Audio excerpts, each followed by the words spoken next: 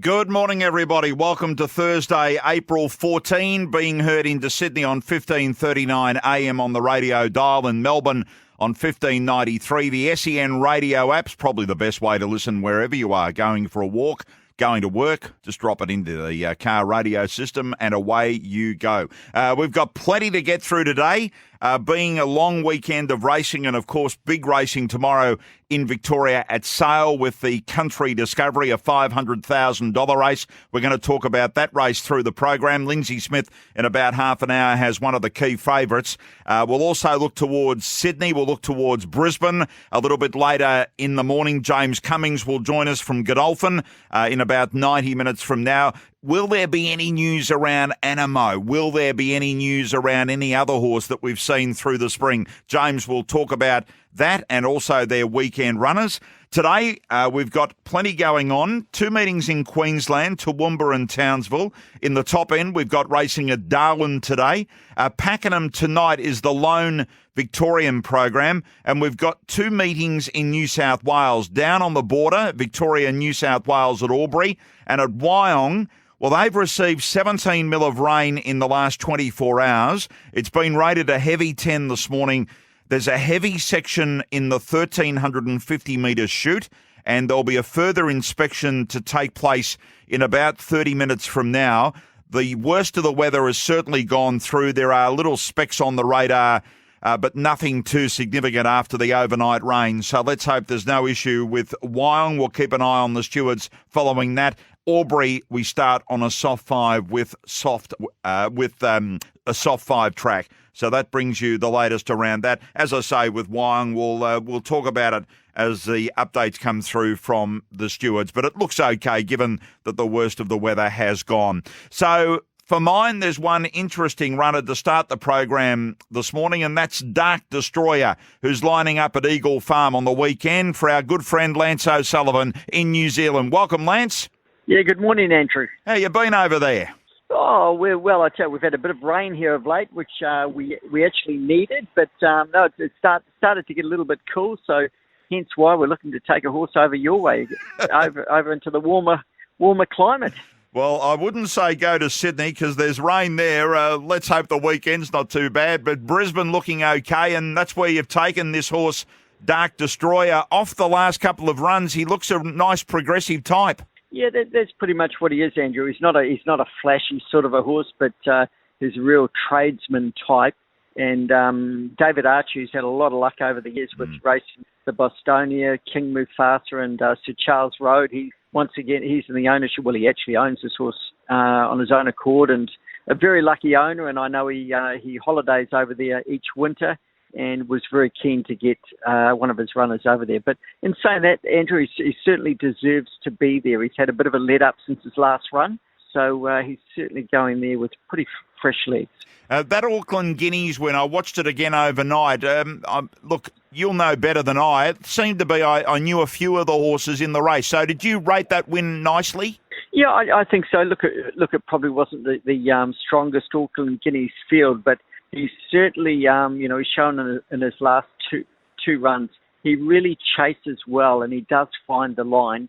And that's one very good characteristic of the horse. You know, he wants to win. But look, and he's sort of the horse in front, he got a pretty cheap sectionals during the run. And so it was a pretty good effort to pick him up. So how long has he been in Queensland? Look, he's probably been there about 12 days now.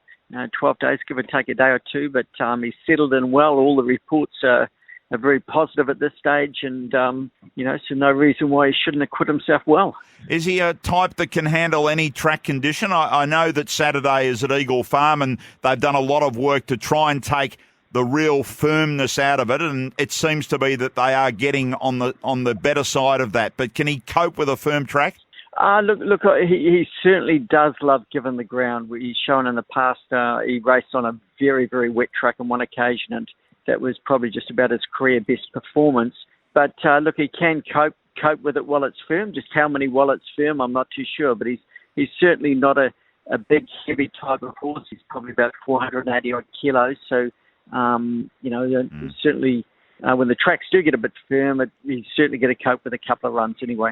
And is he just a nice horse to work with, and I guess the answer is yes to that, given that you've sent him. Yeah, look, Andrew, he's a very straightforward horse. He's as far as how to ride him and how is he tractable in a race with all his work, he certainly is. He's just a real tradesman type of horse, and we're kicking him off at a shorter distance, and hopefully as his campaign progresses, if he's going well enough, he'll certainly look to run a bit further. Okay, so it's 1,400 metres and drawing inside. So Samantha Collett would know the horse a little bit, of course, coming from New Zealand. Just in regard to that last answer, Lance, in regard to the distance, if he races well, is there a thought of the Derby or not? Well, that's a bit, look. The horse's owner David Archie likes to enter his horses pretty much for whenever there's early nominations, he likes them entered. So anything is a possibility. He'll just tell us as he progresses through his campaign. We'd like to see him run well this weekend, Andrew. There's no doubt when we take a horse away, you travel to Australia, you like to see them perform well first, because generally if they don't, not many of them improve. So, if he ran well here, I think the plan was then to possibly run a fortnight later in the mile, 3-year-old mile, and then just take it from there. But he'll certainly be entered for those races, and we'll just see how it goes. And one final thing on him, just as a racehorse from Barrier 1 on Saturday at 1,400, are you comfortable with that, or does Sam just need to be aware that he does like to get out and chase? Oh, look, I think, we're comfortable. We'd certainly rather draw there than the outside.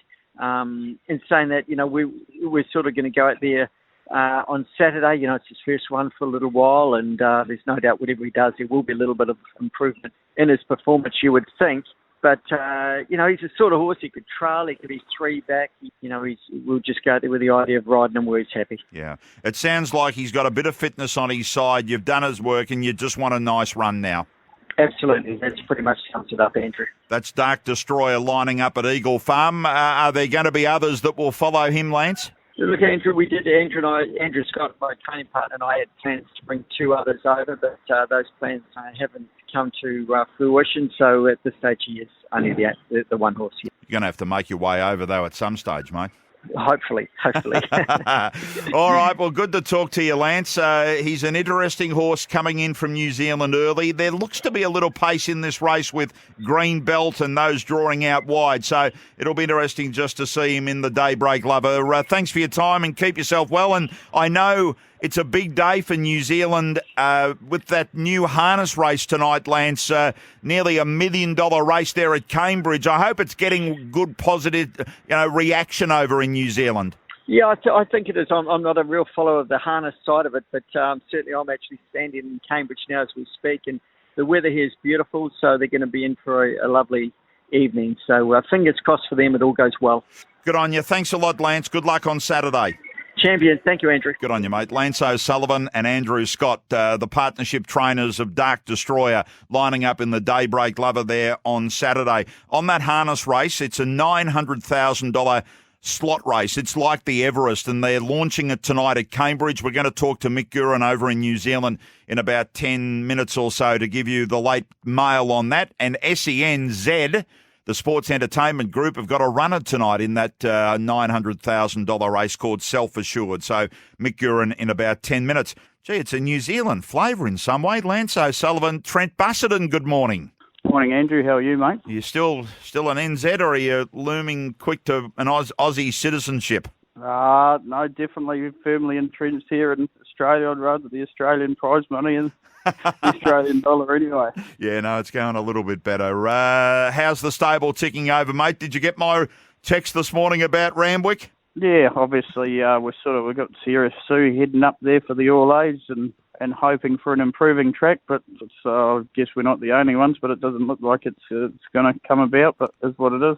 I haven't mentioned it this morning. I was all over Wyong. So Randwick has received 10.4 mil of rain in the shower activity through the night. Now, the forecast is very good between now and Saturday. So from a heavy 9 right now with a Peno of 6.09, it can only improve is what we're hearing. So that's the key, I guess. You just want to dry the better for Sierra Sue? Yeah, look, she'll get through rain affected, but I think it was a Golden Eagle. It was a pretty wet track up there where she sort of come through on the inside and then got bogged down a bit. So, yeah, I mean, if it got back to a 7, that would be fantastic, but it's out of our hands. So we'll see. She's obviously going very well. We sort of conclusively that All-Star Mile certainly told us she didn't see out a strong 1600. She sort of followed through Thunderstruck, and I thought she's going to run 3rd or 4th, and then she sort of just levelled out that last 100 and ran well, but definitely she won't step out towards that mile again. So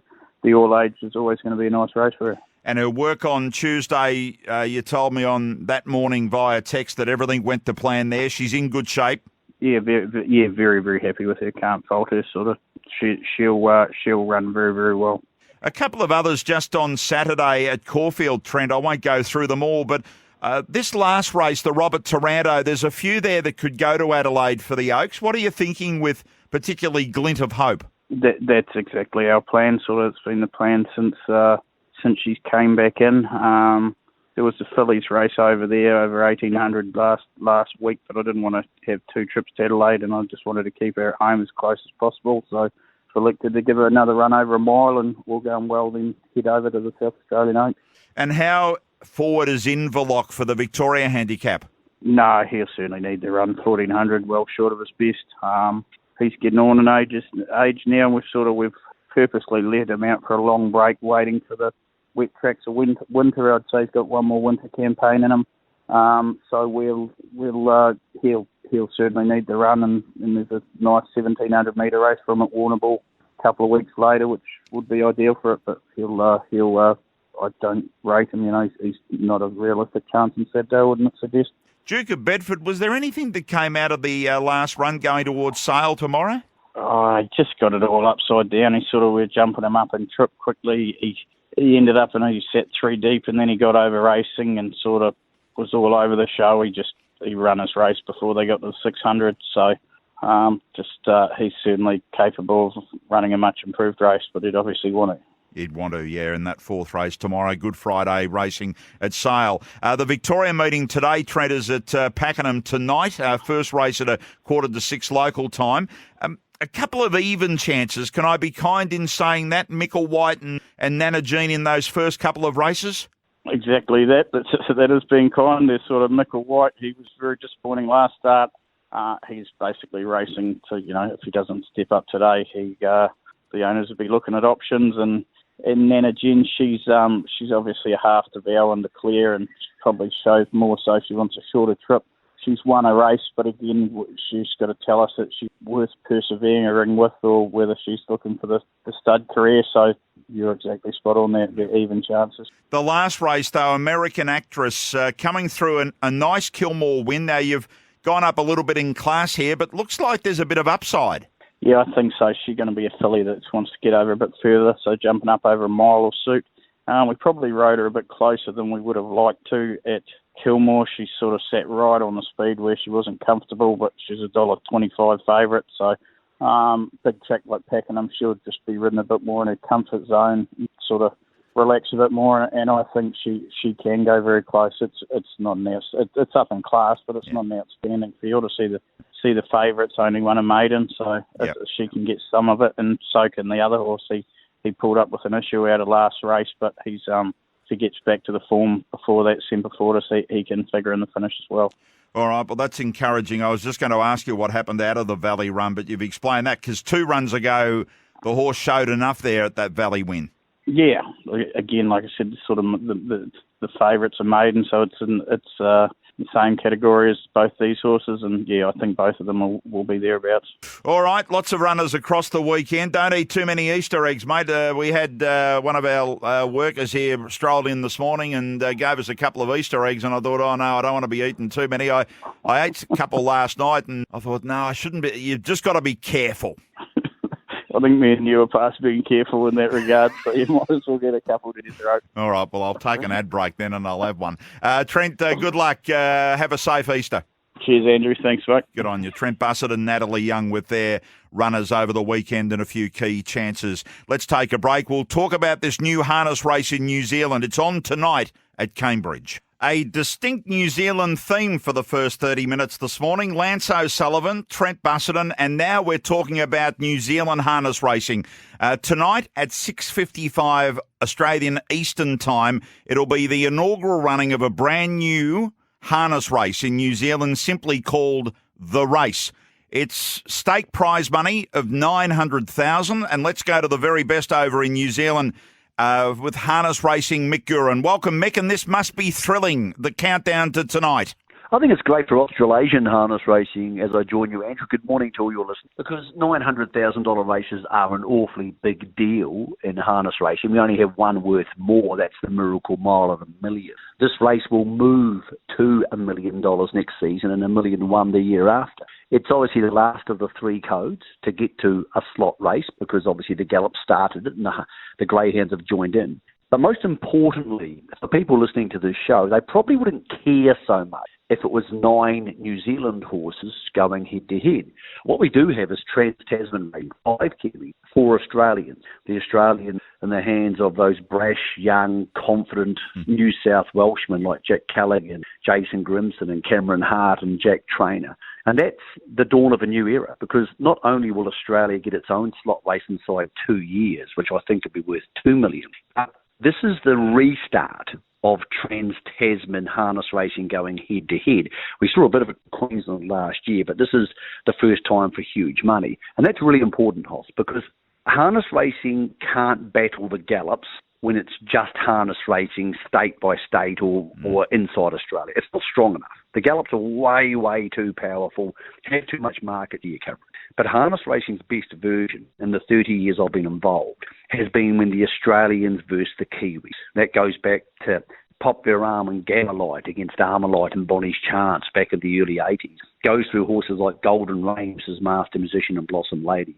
And goes through horses, like Lazarus taking on Chicago Bull and Tiger Tara. So we resume those battles tonight, and I think it's just getting to the back end of COVID. Australians are allowed into New Zealand now without quarantine for the first time in a couple of years. So we're on, Hoss. It's going to be a lot of fun just before 7 o'clock, as you said. And that different form lines, or those different form lines, have created some doubt. Often in harness racing, we know who's lead and we know who's going to trail. Pretty much think we know what's going to go on. Andrew, I've looked at this race 100 times in the last 5 days. I've got no idea what's going to happen, and that excites me. Well, it should too. Now, the Sports Entertainment Network, of which SENZ in New Zealand is a big portion of that, we've got Self-Assured here for Mark Purdon and Jean Feast. I don't know whether Jean, I hope she's made the trip over, but what a thrilling thing for us to be a part of. It's wonderful. Yep, Jean is there. Jean, who has many horses racing New Zealand, flew into Auckland today. Auckland's about an hour and a half north of Cambridge. It's wonderful, and good on Craig Hutchison, the boss of SEN. He put his money up before most other people did. He was one of the first slot holders to go and say, hey, I'll do this. And then he had to go out and find a horse. And he found a horse which represents SEN and SENZ very well because it's a horse trained in New Zealand, who's raced a lot in Australia, owned by an Australian, but bred in New Zealand. That real Trans-Tasman thing which SEN and SENZ have become. Now, he would have preferred to not get barrier 8. That's the outside of the front line at Cambridge, but it's actually been the making of the race. It's made it more interesting because if he drew barrier 3 Hoss, he would have run to the front and won. As it is now, he might have to come from last, and they don't often do that at Cambridge. So it's made for a hell of a very exciting. And yes, SEN still is the favourite, but he could have been $1.50, as you were about to say. He's now $2.40 or $50. Yeah, he's $2.70 right now at our sponsor. Is he really? Yeah, $2.70 at Bet365 right now. Sounds like you'll be interested as soon as we finish here. What about Spankham at $4, who's drawn gate 3, and also South Coast Arden, who's drawn inside Self-Assured at $4.80. They're the ones that are in the market here. What's your overview of the race and who our listeners should be following? I think Self-Assured's top tip because he's had a respiratory problem on and off this campaign, but they're on top of that. So I think we'll see the best version of him. The best version of him is on an Auckland Cup and a New Zealand Cup. So he's the series. Spankham I don't like. I went and saw him Monday morning and he looked fantastic, but he's just only had one start in 9 months. So I don't think he heads forward. Some speed maps have him landing in front. I don't have him there at all. So he's a no for me. The $4 should be $8 for him. South Coast Arden can win, but he's had 7 wins in the last 12 months, 6 of those when he led. If he leads, he can win. If he doesn't lead, Andrew, he almost certainly can't. The best bet in the race outside that 2.7 for Self-Assured, and that 2.7 will not last. That will change dramatically as we get closer to the race. The other best bet's Ultra Orlando, the 10-year-old veteran who 8 years ago won a major 2-year-old race in Australia. He's returning home, the prodigal son. And I think he's the first leader. I think he gets to the marker picks, he leads, and then he has options of who to hand up to. That makes him an outstanding place bet. The New Zealand TAB has him 2.7 a place, Andrew. Well, I'm going to lap that up all day. So it's going to be a thrilling race. It's going to be a lot of fun. 2,200 metres around Cambridge. They will absolutely power down. They've relayed the track this week, so it's awfully fast. It's a wonderful day here in Cambridge, which is, of course, one of the centres of the thoroughbred industry in Australasia. They're going to have a big crowd there, Andrew, because the restrictions on crowds were lifted last night by the New Zealand. They can have crowds there. Everything has fallen into place for the first running of the race, and without trying to overstate it, this is the start of a new thing for harness racing, and I think something which will encapsulate the public's interest as it did on a far bigger scale with the Everest in Sydney. Ultra Orlando right now at Bet365, $10 and $2.60 the play. So it's 6:55 Australian Eastern Time. Race 7 at Cambridge. Make sure you're all over it. SEN will be cheering home Self-Assured, who is the favourite, but we'll have something on Ultra Orlando as well. Good luck to the harness industry over there, Mick. Sorry, keep going. So, mate, just for the SEN listeners, if you're on the app, SENZ will have coverage, myself and Louis Herman Watt, from the track for 3 hours. We're going to, no, sorry, my apologies, 2.5 hours. Yep. We're going to be there from 5 p.m. Australian time, so 5 p.m. If you're watching on television, and Sky obviously bounces from one channel or one race to another, you can listen in to Cambridge on the SEN app and catch all the information. We'll be talking to Mark Purdon and Brent Mangos and Gene Feast and all these people and bringing you the up-to-date information from the track. So that's available on the SEN app. If you haven't downloaded it so far, make sure you don't miss anything about the race. Yeah, I can see it there right now. SENZ, and Ian Smith's on air over there right now, so you can easily do that on the SEN radio app. Good luck tonight, Mick. Thanks for joining us. Thanks for the time, Andrew. Mick Gurin joining us around the $900,000 The Race. It's on Harness Racing Cambridge tonight, and we'll have it covered through the app on SENZ. Jump outs this morning at Flemington in Melbourne for horses going towards their next races. One of those was the Astrologist. It went around in the first jump out this morning with Trekking and a couple of other notables, including Not an Option, who won the Hariba. The Astrologist sat off them, finished comfortably in second spot behind Trekking. It'll go to the Vobis Sprint at 1,200 metres at Caulfield on Saturday week. Not an Option is going to the Bella Spree on the same day, the listed Bella Spree, after its jump out this morning. And we'll talk to James Cummings a little while later just to see where Trekking's going. Showed a bit of dash this morning, Trekking to win that jump out.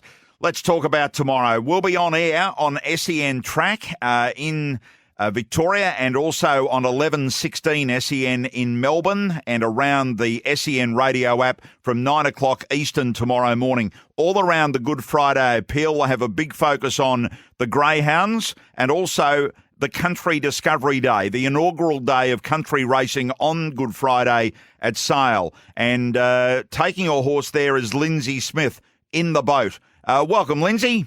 Morning, mate. How are you? I'm going all right. It's good, healthy prize money, and I know it's a fair way from Warrnambool to Sale, but with a horse like this, you've just got to go. Yeah, that's about as simple as it gets. And he's a dry tracker, so it looks like everything's going to fall his way.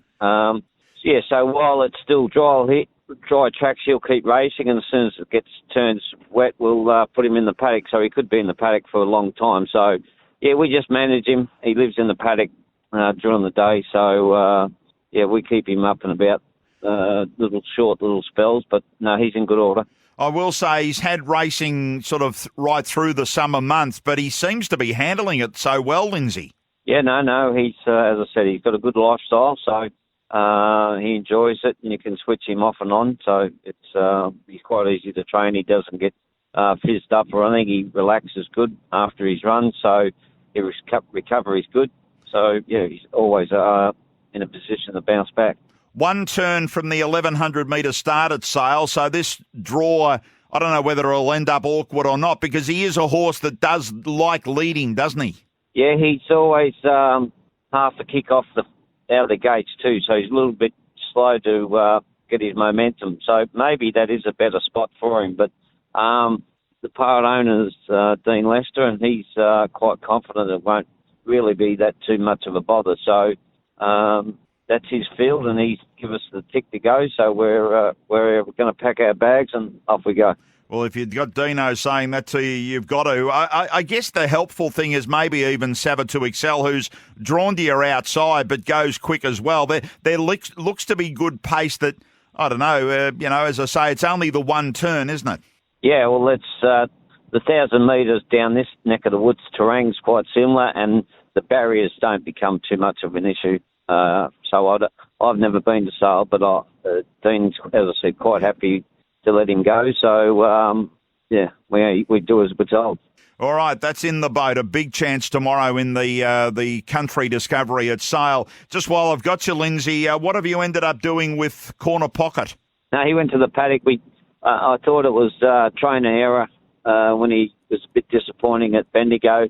So we trialled him for fitness, but I was a little bit disappointed. And when Declan came in, he wasn't that thrilled with him either. So he'd been up a while, not a lot of races, but we trained him quite hard prior to some of them runs. So we decided to put him in the paddock. Okay, so off to the paddock. I will say, just on Declan, he's riding well. He's got an unusual style, but the horses lift for him, don't he? And we saw that yesterday with your horse, Springvale Road. Yeah, he rides them stayers good, and he asks them to go. He doesn't sort of sit there waiting, thinking that they'll push button horses. He knows the horses, and that's the advantage of riding work. And he's rode him in his trials. He knows that you've got to ask him because he's not going to sit and sprint. So they were, bowling along a little bit. Treble was bowling along a little bit in front. So they came back to him as well. But he's still an immature horse, that. And I thought the last 50 metres was quite good. So he may be able to go on with it. Yeah, he certainly found when Declan got him going, he really did find the line. Mate, we're 3 weeks away from Warrnambool Cup Day. How's the team preparing? Yeah, no, most of them are aimed up to go there. A lot of them have had their first starts over the last week, so depending if they win a race or not in between which direction or what races they go in. But no, I've got the Tommy gun ready, so we'll do our best trying to win as many as we can because it's our time of the year. It is. It's going to be a special time. We'll be there broadcasting, so watch out. The Whalers will be going off again, mate. Yeah, it might be. It won't be getting me to the last day because I'm too old to recover. I need a gap between runs, so it won't be getting me till day 3. Yeah, no, just go once, and I'm in the same boat. I'm very quiet. Hey, Lindsay, good luck tomorrow with not with Corner Pocket, but in the boat. I hope the horse runs right up to his best. Thank you very much. Lindsay Smith joining us there. This big race tomorrow, $500,000 of prize money for the owners and trainers. The current Bet365 market for the Country Discovery. Savatu Excel, yes, definitely runs from barrier 15. Kelvin McAvoy saying to me this morning it's not ideal, but it is only one turn. Right now at $19. The Inferno at $8.50. Cliff Brown's only concern here is that the horse hasn't raced for a period. Has it got the fitness that others have? In saying that, Cliff has been really happy with the couple of jump outs and the gallops the horse has had in recent times. Currently at $8.50. Brooklyn Hustle at $12. Lombardo from its draw, maybe the leader, $5.50. Showmanship, they don't want it too firm there, at $6. In the boat at $4.60. They're the main ones in the market. And Campbell Brown and Sam Highland, they're going to be there tomorrow. All a part of this special day of broadcasting around Victoria on Good Friday. It's the Royal Children's Hospital appeal. And we've set up the GRV, that's the Greyhound Racing Victoria SEN track Friday Fund, the Good Friday Fund, you can go to the SEN Radio app and click on the bottom. It says where the heart is, and away you go. You can donate at any time. And tomorrow morning we'll be all over the country racing and the Good Friday appeal from 9 o'clock Eastern Time. You are coming up in 15 minutes. We'll be joined by Dean Evans from Winning Edge Investments. We'll look at Saturday's feature racing at Randwick, and also Chris Nelson, who will be coming a part of that 9 o'clock Eastern hour, looking towards Brisbane and the features. So Dean Evans and Chris Nelson after 9 o'clock in about 15 minutes from now. Let's go and talk to John O'Shea. Morning to you, John. Morning, Andrew. Well, the good news, I've just got the tick that Wyong's going ahead. They just had another look, and it's a heavy 10 with that overnight rain. We just didn't need it again. Oh, mate. Even this morning, even when the sun's out, it rains here at the moment. So, it's most frustrating to say the least, Andrew. It will be. I want to talk, obviously, about the Randwick team, but I'll just clear the air on your runner there at Wyong. You're happy, obviously, to send off Duke of Gordon in that second race? He loves the ground. He was pretty effective in it at Scone the other day, and probably just ended up on the inside where he didn't need to be. So he was a tad unlucky, and Will was really happy with him. So wouldn't need to reinvent the wheel too much to be getting a major prize today from where he's drawn. Okay, so that's in the second at Wyong, Duke of Gordon. Now, you're based, obviously, at Randwick. They've had the 10.4 mil officially in the gauge, says track manager Michael Wood. The forecast is encouraging, though. We take the positive line in some way here. Oh, mate, I think the damage is done, though, Andrew.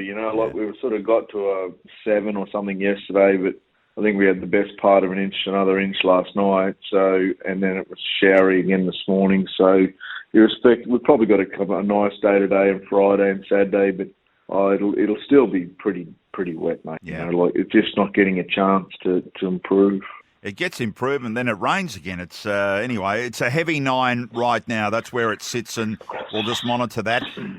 I know we've seen a few of these, so I'm going to start with one that we haven't seen. Fashionel in the last race. Would you be happy to go if it was a heavy 8? Oh, I probably need to get her started.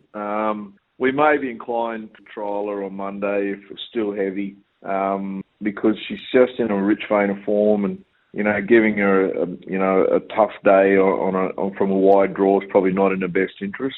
So she'd be one that we're excited to run when she does run, but we may be inclined just to, if it was still heavy on Saturday morning, she'd probably stay at home. What about Kerwin's Lane? He's one that seemingly gets through it, but again is first up.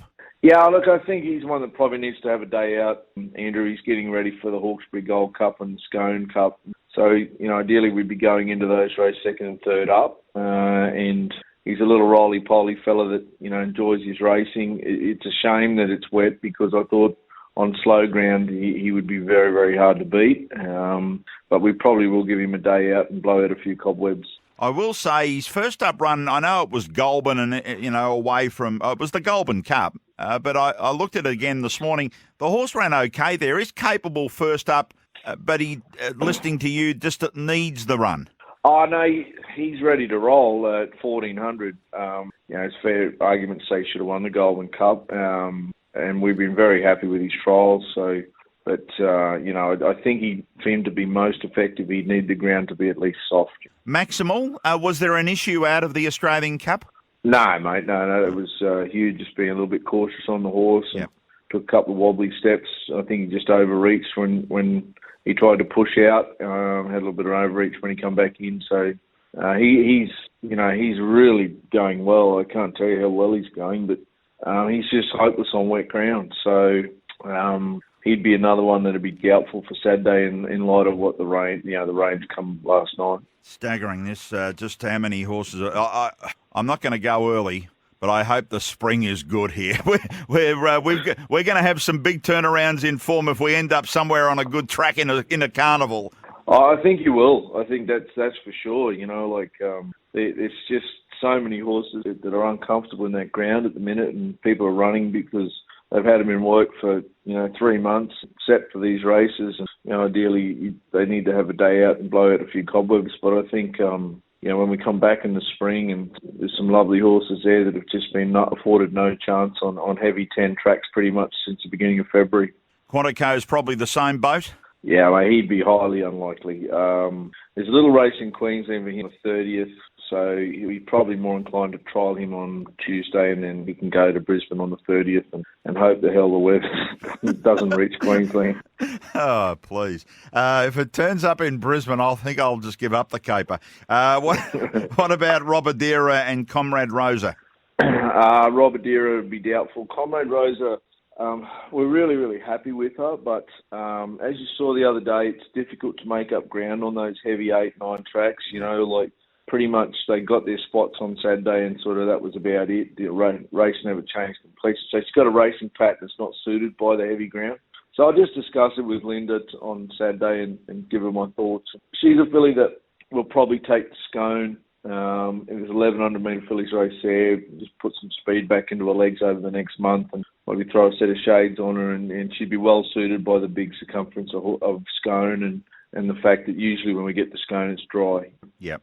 All right, so there's weights on Fashionelle, Maximal and Quantico, and then we'll wait and see on the others. Yeah. Yep. And just before I let you go, Lost and Running, we know, went out after its last run. In the paddock now and just enjoying things? Yeah, I was really, in light of what's transpired in Sydney, sort of glad that we haven't wasted time having him in the stable and not running him. So we actually just finalised his program today. He'll probably come back into the stable mid-May with the view to running in the Missile and then the Wing Stakes, and then would probably freshen him up going into the Everest. Okay, so go early and then have the freshen. Yeah. Yeah. Okay. He's an exciting horse, as we know. John, we're going to talk one day. It'll be good. It'll be fine, and everything will be rosy, mate. Don't laugh. Go and have an Easter egg or two. Yeah, no, mate, it's all good. Just everyone's in the same boat. It's suited some more than others, and good luck to them. It's been their turn. So, but we've still got the rest of the winter to participate, and hopefully we get some ground that's sort of truly reflective of the horse's ability over the next month or two. Let's hope so. Thanks a lot, John.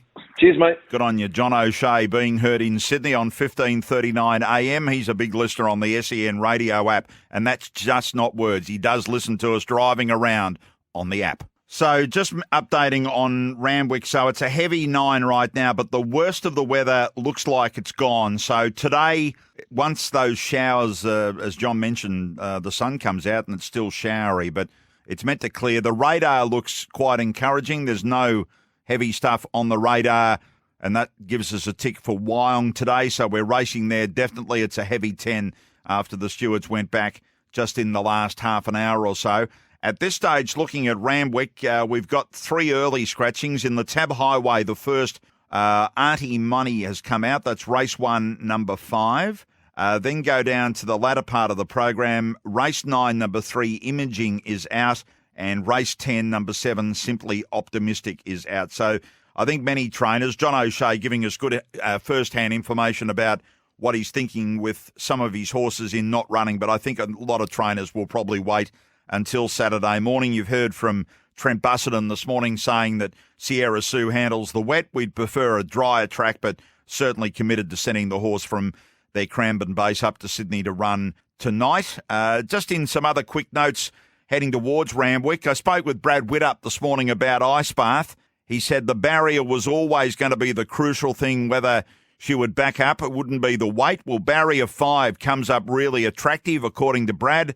Kerrin McAvoy keeps the ride after riding last Saturday. So Ice Bath certainly will do the 7-day backup. Also attempting the 7-day backup is Nimalee in the All Age. We know gave Damien Oliver that record amount of Group 1 wins last Saturday. Matt Smith talking with him this morning, he said barrier 14 is not great. We can't hide from that factor. But if it's a heavy 9 or a 8 or a soft 7, maybe it won't be too bad, and he'll certainly leave that trust to Damien Oliver, who's going up to ride Nimalee. Could have easily stayed at Caulfield, but certainly heads up that way. And by the way, Snapper, who was dual accepted across the weekend, definitely goes to the Discovery race at Sale tomorrow for the Mike Moroney stable. Stand by, we're about to go national. Good morning, Australia. Welcome to your national racing program for this Thursday. Lots of good racing talk coming up, including Dean Evans about to join us from Winning Edge Investments, looking at the feature racing in Sydney on Saturday, where Randwick has had 10.4 mil of rain overnight. It's rated now a heavy 9, but the encouraging thing is the forecast. Fine weather right through until Saturday now. So that track, the damage may have been done that we might not get back to a 7, but it won't get any worse given the forecast. We've got a big Good Friday meeting at Sale tomorrow, which will be all over. We're broadcasting a special show right on SEN track tomorrow morning for many of our stations that have picked us up, particularly around Victoria. James Cummings will join us in half an hour as well. We want to talk about Animo. We'll talk about a few of the mares, and we'll talk about his runners for Saturday. But let's get cracking. At this time over the last few weeks for Winning Edge Investments, we've been chatting with Dean Evans. And Dean, another super day of attractive racing at Randwick on Saturday. Morning, Andrew. Yeah, this is the third day, I guess, of the main carnival at Randwick, and a couple of good Group 1s there, the All Age and the Champagne, and a decent support card with certainly a lot of talented horses running that are going to be ones to follow in the future for sure.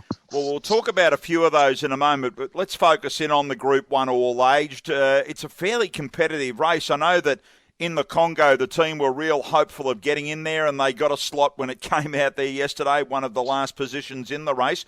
What's your thoughts on this Group 1? Yeah, it's a big field. Sometimes the All Age sort of ends up with a small field because it's sort of at the end of the carnival there, and sometimes the horses either go for a spell or they sort of bypass this race and then they go to Brisbane. But they've got a capacity field here of 14 and 3 emergencies.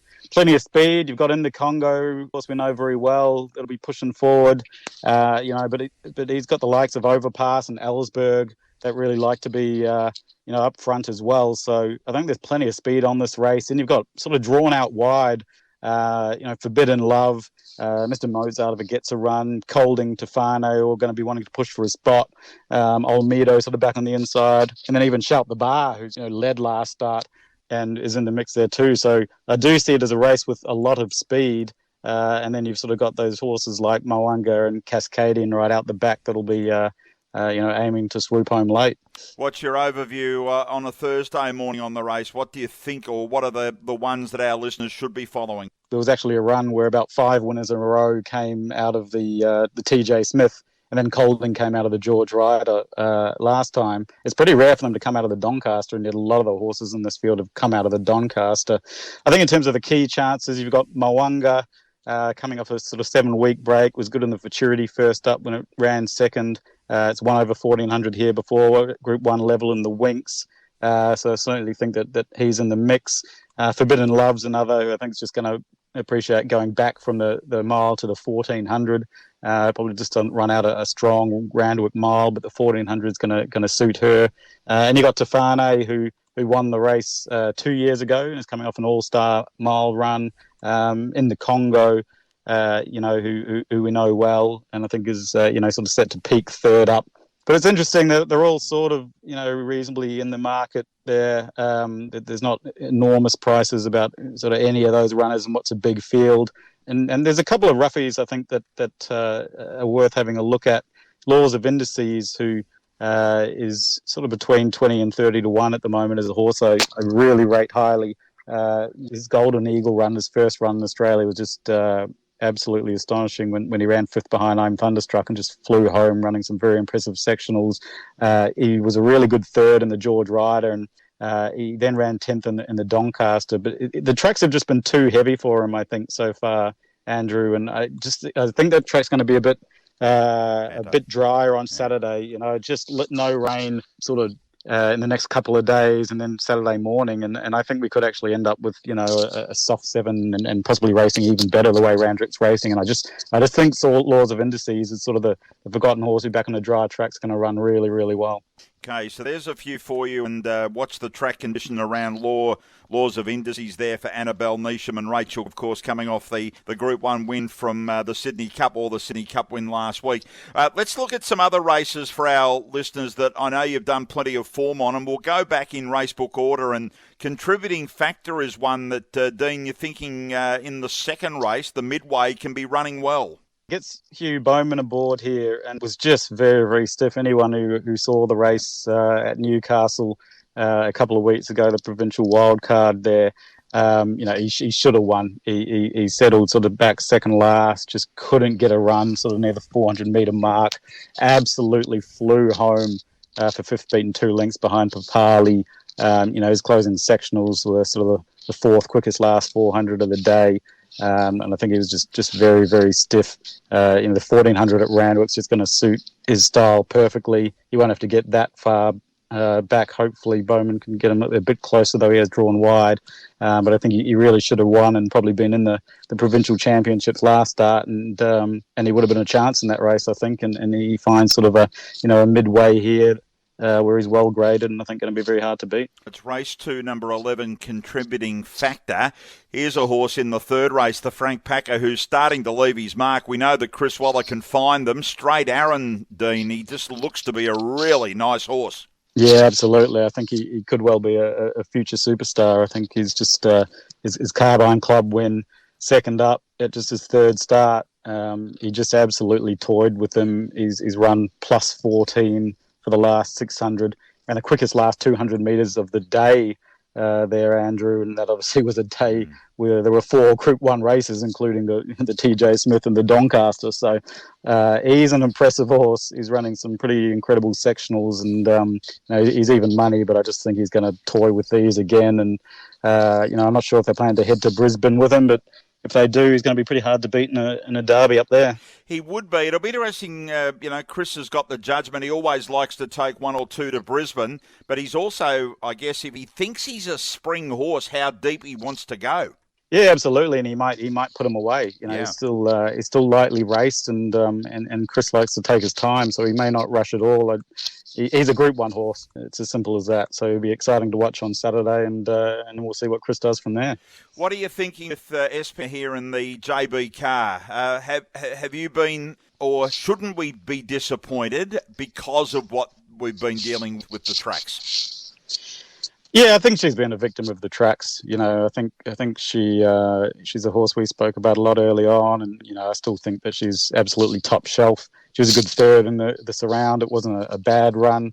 There was a couple that sort of handled the heavy better there, and then that Coolmore track, it was heavy and it was sort of sticky, and she just never really got into it, didn't handle it, and I think that's just a complete forgive run. And there have been some horses on that day, like Fangirl that we saw, that sort of failed as well, and then just bounced back next start and won a Group 1. So I think Chris is, throwing her in this race to get her confidence back, and I think we'll see her just dominate this field, really, get an easy kill.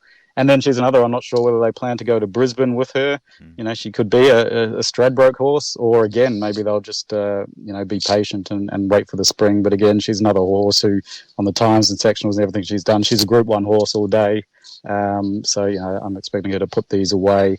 And then we wait and see what Chris decides to do next. We're talking with Dean Evans from winningedgeinvestments.com. There's tips, there's ratings from Professional Punters right throughout the Autumn Carnival. You can check it all out and make sure you gamble responsibly. If you've got a problem, 1-800-858-858. Another one that you've mentioned a couple of times, Dean, through the Carnival is Numerian lining up on Saturday in the JRA Plate. The horse I got a lot of time for, and you've only got to look at his record overseas. He beat Sir Dragonet by 3 lengths, and Sir Dragonet obviously came here and won a Cox Plate on a Tancred. He also ran second, beating a nose to Armory, who ran second in the Cox Plate to Sir Dragonet. So he's a horse that has absolute top shelf form over 2,000 metres. He gets to 2,000 metres for the first time in Australia. He's only had 3 runs here. He was very good in the Bill Ritchie when he's only beaten 2 lengths. He was good sort of first up at Flemington, beaten 2 lengths, going 60 kgs. It was a bit plain in the Doncaster. It was pretty hard to sort of second up on the Doncaster. Just off one run. I think he just wasn't fully ready there. He's now third up here over 2,000 metres, gets a rain-affected track. Tommy Berry aboard. And I just think we're going to see the real horse here, probably for the first time in Australia, in sort of the right race, having had a couple of prep runs and over 2,000 metres. And I think, getting sort of $13, $12 about a horse who's thrashed Third Dragon and run alongside Armory, at its right distance, I think sounds pretty juicy to me. It's race 7, number 3 at Randwick. Let's go to the second last. And look, we respect that this track looks to be going to be better, and there'll be horses that will appreciate that. Our Playboy is one for Mick Price and Michael Kent Jr. They've been feeling their way. I think they want to get to Brisbane. What are you thinking here?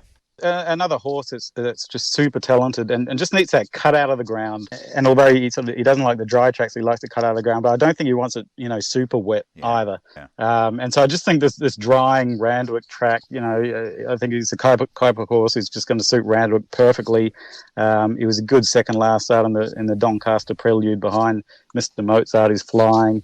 He meets a weaker field here, a benchmark 100. And I just think with J-Mac aboard, he sort of looks to map around 7th, get a nice little run, one off the fence. And I just think he's one that's sort of fit, ready to go and could just blow this field away. That's race 9, number 5, Our Playboy. Because Mr. Mozart and Our Playboy, they cleared out on the rest there, that meeting at Newcastle. Yeah, you're right. There was a big gap to third, about sort of 3 lengths back, and that was a Group 3 field. So he sort of he gets J-Mac aboard here, and he's just a big track horse who likes to cut out of the ground, 1,400 to a mile. It just sort of looks perfect for him. There's a fair few in this race that are just first up. Not really ready to go yet. And I think, and a couple of other sort of older horses that are just out of form. So I think he just sort of finds the right race here and should be pretty hard to beat. So there's some thoughts from Dean Evans across many races. Contributing factor in the second at Randwick. You get Straight Aaron, Espiona, Numerians, another one in the JRA plate, and Our Playboy in race number 9. And I've got to ask you, Dean, about Fireburn, who lines up in a small field, try to make that Triple Crown. Off the figures, I suspect off the figures that you've been seeing, if she runs like she's been doing, then she's just got to clean up the crown. Yeah, that's it. And I think, it's been a while since we've seen a horse do that. Piero, I think, was the last one. So we're all cheering Brenton and Gary on. I think on weights and measures and the way she's going, she's going to be pretty hard to beat. I think, again, She's Extreme's probably the horse that she's going to have to run down. And there'll be a sort of softer speed here than she's had in both the Slipper and the SARS with only the 6 runners. I think, She's Extreme may well lead here. And again, I think She's Extreme will give a big kick and then we'll just have the excitement of watching Fireburn try and run her down. But probably not a betting race for me, unless Fireburn sort of drifts and maybe you can back She's Extreme and save on Fireburn potentially. But at the current markets, they've probably got it about right, and it's just going to be an exciting race to watch and see if Gary and Brendan can do the treble. All right, well, make sure you drop into winningedgeinvestments.com. The markets change, the races change on race mornings and things like that. You can get all the vital information by going to winningedgeinvestments.com. It's tips and ratings from professional punters, and it's treating betting like a business at Winning Edge. Dean, thanks for your time this morning. Let's hope it's a winning Saturday for you. Thanks very much, Andrew. Enjoy the day. We certainly will, Dean. Dean Evans there. And the market in regard to the all-age right now, Mwanga is at $5 with Bet365, Ellsberg at $13. And Gerald Ryan saying to me this morning, from barrier 7, we've got the chance maybe of taking a sit rather than leading with Ellsberg, $13. Forbidden Love gets a tick at this stage. I stress at this stage from barrier 16 to line up, $4.80. Tafane at $9. Nimali on the back up at $13. And In the Congo gets a start right there, $5. Drawn a little bit tricky, like Forbidden Love. Let's do this now every week through the, I know it's still autumn, but the Queensland Winter Carnival is closing in, and some good racing virtually every week. So at this time slot every Thursday, our good friend Chris Nelson's going to join us on SEN Track. Welcome, Chris. Thanks, Andrew. Great to be with you on this on Thursday. And yeah, as you say, the carnival's Well, there's a real whiff, or what do they say, waft of carnival in the air with 2 listed races coming up on Saturday. We're at Eagle Farm where they've done a lot of work. We know how firm it used to get, but it seems to be the jockeys are a lot happier now with it. Yeah, I'm not hearing any complaints basically about the surface at this stage. So the work they've done looks to have certainly done the trick there at Eagle Farm. So look, personally, I can only speak when doing the form and that sort of thing. I love Eagle Farm because we always know what we're going to get. It's going to be dry. It is a bit of horses for courses. That can help as well. And look, I suppose when we get to carnival time now with these bigger races, and a perfect example is a couple of these races on Saturday that we're going to talk about. There isn't horses for courses. Horses like Zoo Style and these visiting Kiwis haven't been to Eagle Farm. So it's going to be interesting to see whether they handle it, whether they don't. But it's just another little anomaly we've got to figure out or factor in when we do the form. But as you say, the track's going really well at this stage and we're in for a great day Saturday. All right, well, let's look at the Daybreak Lover. It's race 7 on the card over the 1,400 metres. Fire King has been scratched out of the race. Now, it is interesting, this market. Release the Beans at $6.50. Flying Crazy up there from Sydney at $7.50. Dark Destroyer, we spoke with Lance O'Sullivan. That interview available on Bensley SEN Track, your podcaster, $6.50. Cape Breton at $9. Green Belt, $2.20 off the 2 wins in Melbourne earlier this week. And then Ashgrove is at $15. Now, Greenbelt, $2.20. I reckon it's just got a drift. I know that the wins were impressive, but by gee, it needs some luck from the draw. Well, look, the map says, Andrew, that Greenbelt obviously goes forward because that's the way it's been both wins. Ragin will go forward. Rock Lily will go forward. But other than that, it doesn't look to be a lot of speed. So Greenbelt might get over okay here, but look, those wins were both at 1,600 metres. First up here over 1,400 metres. I think I heard you yesterday say that Greenbelt was travelling up on the float yesterday, so I'm not sure whether Greenbelt has arrived yet. But look, at that price, I'd rather see Greenbelt go around Eagle Farm and have a bit of a look first before taking the short odds. So I don't know how you feel, but that's just a bit short for me. So I sort of agree. I think Greenbelt will drift in the market. Yeah, talking with Michael Kent Jr. earlier this morning at Trackwork, he said, we're surprised. Our horse is going really well, but I think this horse from New Zealand, it offers up so much. Lance O'Sullivan saying the horse has been over for about 12 days. He's settled in well. The only thing from Lance was that he prefers to have a little bit of give in the surface. So does Eagle Farm go well for him?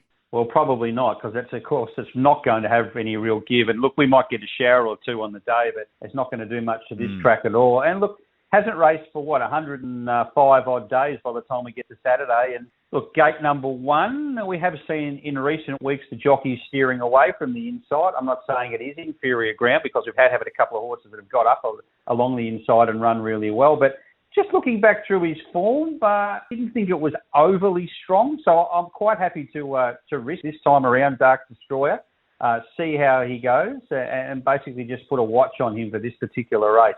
A very interesting runner, though. I mean, his form in New Zealand reads well, but I'm just not sure of what he's been beating over there. That's the query. All right, well, we've knocked 2 here. What do you think? What are you thinking?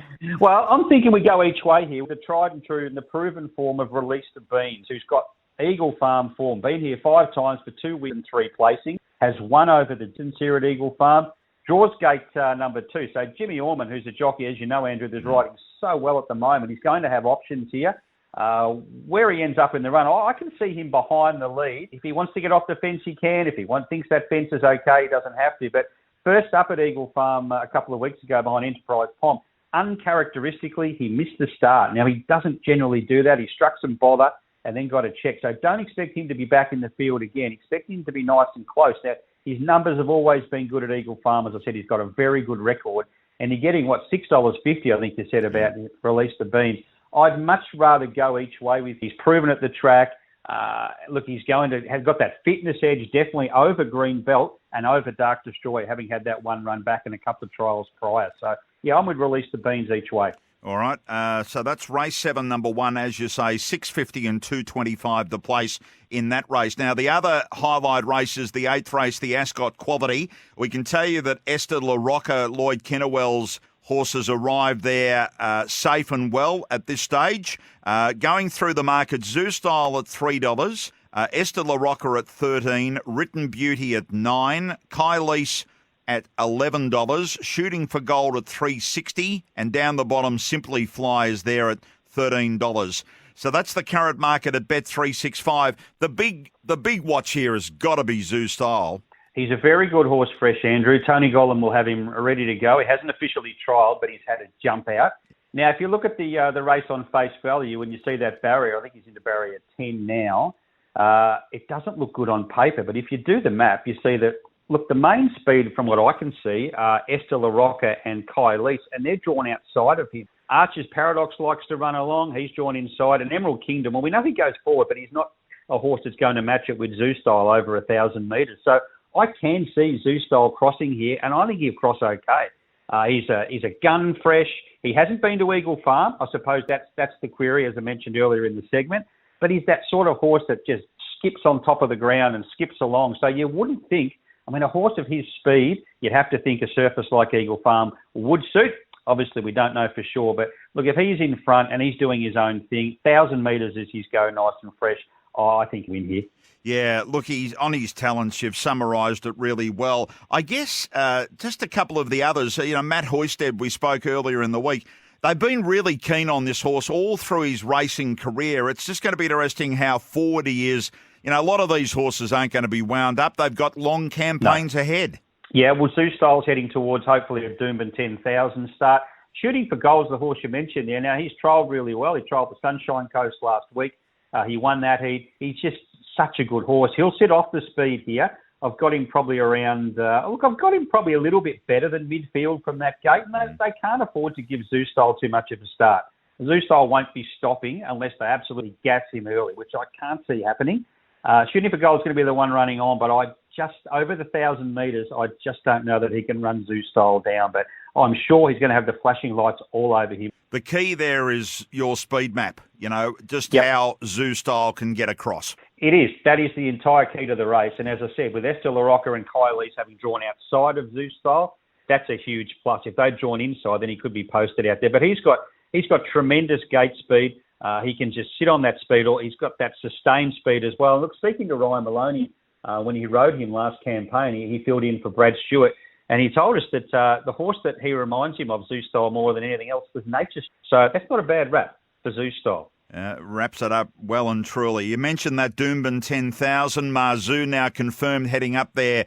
Right now at Bet365 is the $4 favourite after the news came out a couple of days ago. Big Parade, who runs in Sydney on the weekend, at $6. Isotope is at $6. In the Congo, $9. Rothfire at $9. Overpass at $13 with Palele September run. So lots of things will change around here. What, just finally, Chris, did you think of the Rothfire trial? I was just going to say, Andrew, $9 Rothfire sounds quite appealing after what he did to them on Tuesday at Doomben in that trial. He was tremendous. He was really good. He did it easily. He ran really quick time, really quick sectionals home. He was 33.88 or something, and there looked to be a lot left in the tank with him. He's come back really well. That's not a bad price for $9. Things will change plenty with that. Chris, we're going to do this every Thursday, right through from now on, all around the Queensland Carnival. So Dean Evans will probably join us Monday, Tuesday next week and wrap up the Autumn Carnival, and then a full focus swings on to the Queensland at 9 o'clock Eastern time. Once we go national, we'll have it all for you every Thursday. Thanks for your time, Chris. Enjoy your Easter weekend. I know that we'll be talking again on Saturday. Yeah, looking forward to it. Thanks, Andrew. Speak to you then. Chris Nelson, all over the Queensland form, so he likes race 7, number 1, Release the Beans at around the $6.50, and Zoo Style to win the Ascot Quality race 8, number 1, where Duchess, the second emergency, has been scratched overnight. This is Bensley, All Round Australia on SEN Track. After our next news update in about 6 or 7 minutes, James Cummings, the leading Godolphin trainer. Yes, tonight at 5 minutes to 7 Eastern time in Australia, we're going to be all over a big harness race in New Zealand, simply called The Race. It's a slot race, a $900,000 race, and the Sports Entertainment Network, of which SEN Track is a part of, has a runner, Self-Assured, to be driven by Mark Purdon. Hey, Mark, there's a heap of pressure on you, mate. There certainly is, Andrew. Yeah, I'm feeling it. Don't be feeling it. You can cope with pressure better than anybody, mate. How's the horse going, Self-Assured? Yeah, very, very good. Andrew, he's really well. Blood taken of him last week, and that was all good. And he's going into the race very well tonight. Is the draw the issue on where you might end up? It is really, Andrew. It's going to be the hardest draw, and he'll need to be at his best to overcome it. But he's capable. He's a very special horse. I know. I'm hoping that Jean Feast, the owner's, made her way over there. She certainly has. She arrived yesterday, and there was a cocktail function last night that she attended, but she couldn't wait to get over. Fantastic. I'm rapt for her. Just in regard to Cambridge, for many people in this part of the world, Mark may not have seen harness racing at Cambridge. For the distance of this race, you've got time. Is it a good track that you can make long runs on? I would say it favours the leaders. In a race like tonight, I think there's going to be a lot of early speed on, and that will help horses that don't do the early work. But, it's a 5 furlong track, and I have to say probably it does favour the leaders. So, in your mind, when you go out from where you're drawn outside the front row, how quick do you make decisions, Mark? Well, you've just got to be guided by the tempo, really, Andrew, and there's a couple of key runners there that it'll be interesting to see what they do and probably make my decision on based on what they do. South Coast Arden draws to your inside. That's normally a leader, isn't it? Yes, he's quick off the arm, and predominantly that's his favourite spot. And I'm sure Brent Mangus will be working him forward. And Mark, what's the race done for harness racing in New Zealand? A $900,000 race. This is staggering prize money, the concept coming from the Everest in Australia. But well done to harness racing. But has it got the promotion that it needed? I think it has, Andrew. It's created a real buzz, and of course bringing 2 Australian runners over as well has given it a bit of spice and added to it. And there's a lot of hype around and good media coverage for the race, and next year the talk is they want to push it to $1 million, which would be wonderful, and keep building on it from there, hopefully. Yeah, well, the SEN family, the Sports Entertainment Network family here in Australia, and also SENZ, who I know are doing 3 hours from Cambridge, starting at 5 o'clock Australian time, and our listeners can listen to that on the SEN radio app. Click on SENZ, you'll be able to listen to it. The race is at 5 minutes to 7 Australian Eastern Time, and we're all behind you, Mark. We'll be yelling and screaming. Yeah, thanks very much, Andrew. It's nice to hear from you. Good on you. Mark Purdon, leading driver, Self-Assured, is our runner. Hutchie bought it a few months ago, and we're now at the race. Tonight, it'll be covered on SEN. Yes, building into a long weekend of racing. Of course, the Easter Good Friday inaugural meeting at Sale in Victoria. Then we head towards Randwick and Brisbane, and good racing at Oakbank, of course, on the Easter weekend in South Australia. And we love on a Thursday morning when we can catch up with Godolphin trainer James Cummings. Welcome, mate.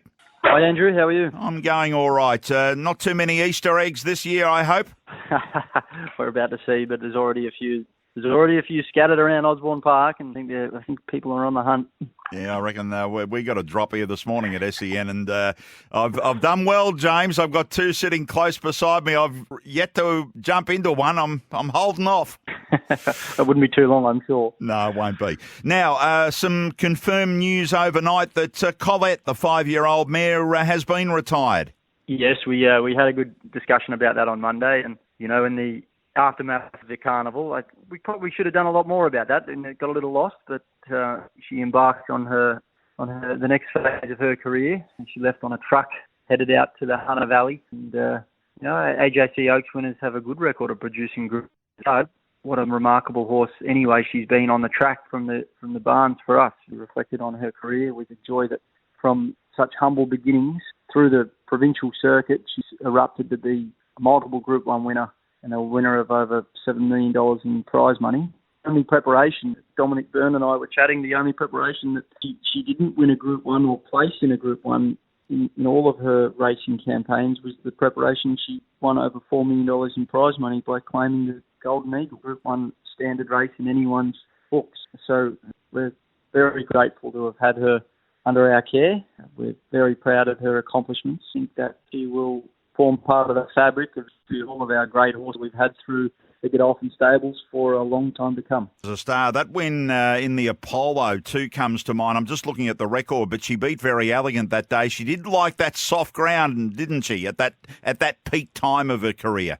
That was her first up run back from winning the Golden Eagle. Yes, it was looking every bit like the performance of a horse that was the next Wait for Age Star. She was absolutely electric on the day. She placed a narrow second in a Chipping Norton at her very next run, and look, the win of the mare in the Empire Rose after we freshened her up from the Caulfield Cup campaign was even better. You know, that win on Derby Day, it was just electric.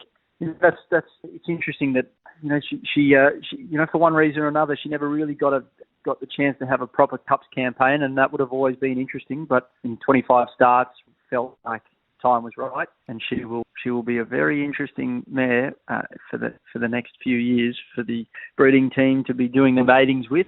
From that perspective, at the stables, we're thoroughly looking forward to seeing her progeny come through the stable gate. And by the way, just on that, I'm glad you took me there. Suzanne Philcox, who has been a part of, Darley, Ingham's, Godolphin, brought up 35 years under the same banner earlier this week. 35 years of naming horses, James. It's a remarkable, isn't it? And Vin Cox, who celebrated a lunch with Suzanne, with some of her old favourites, and Fran and Trevor Lobb were there, and we laughed about some of the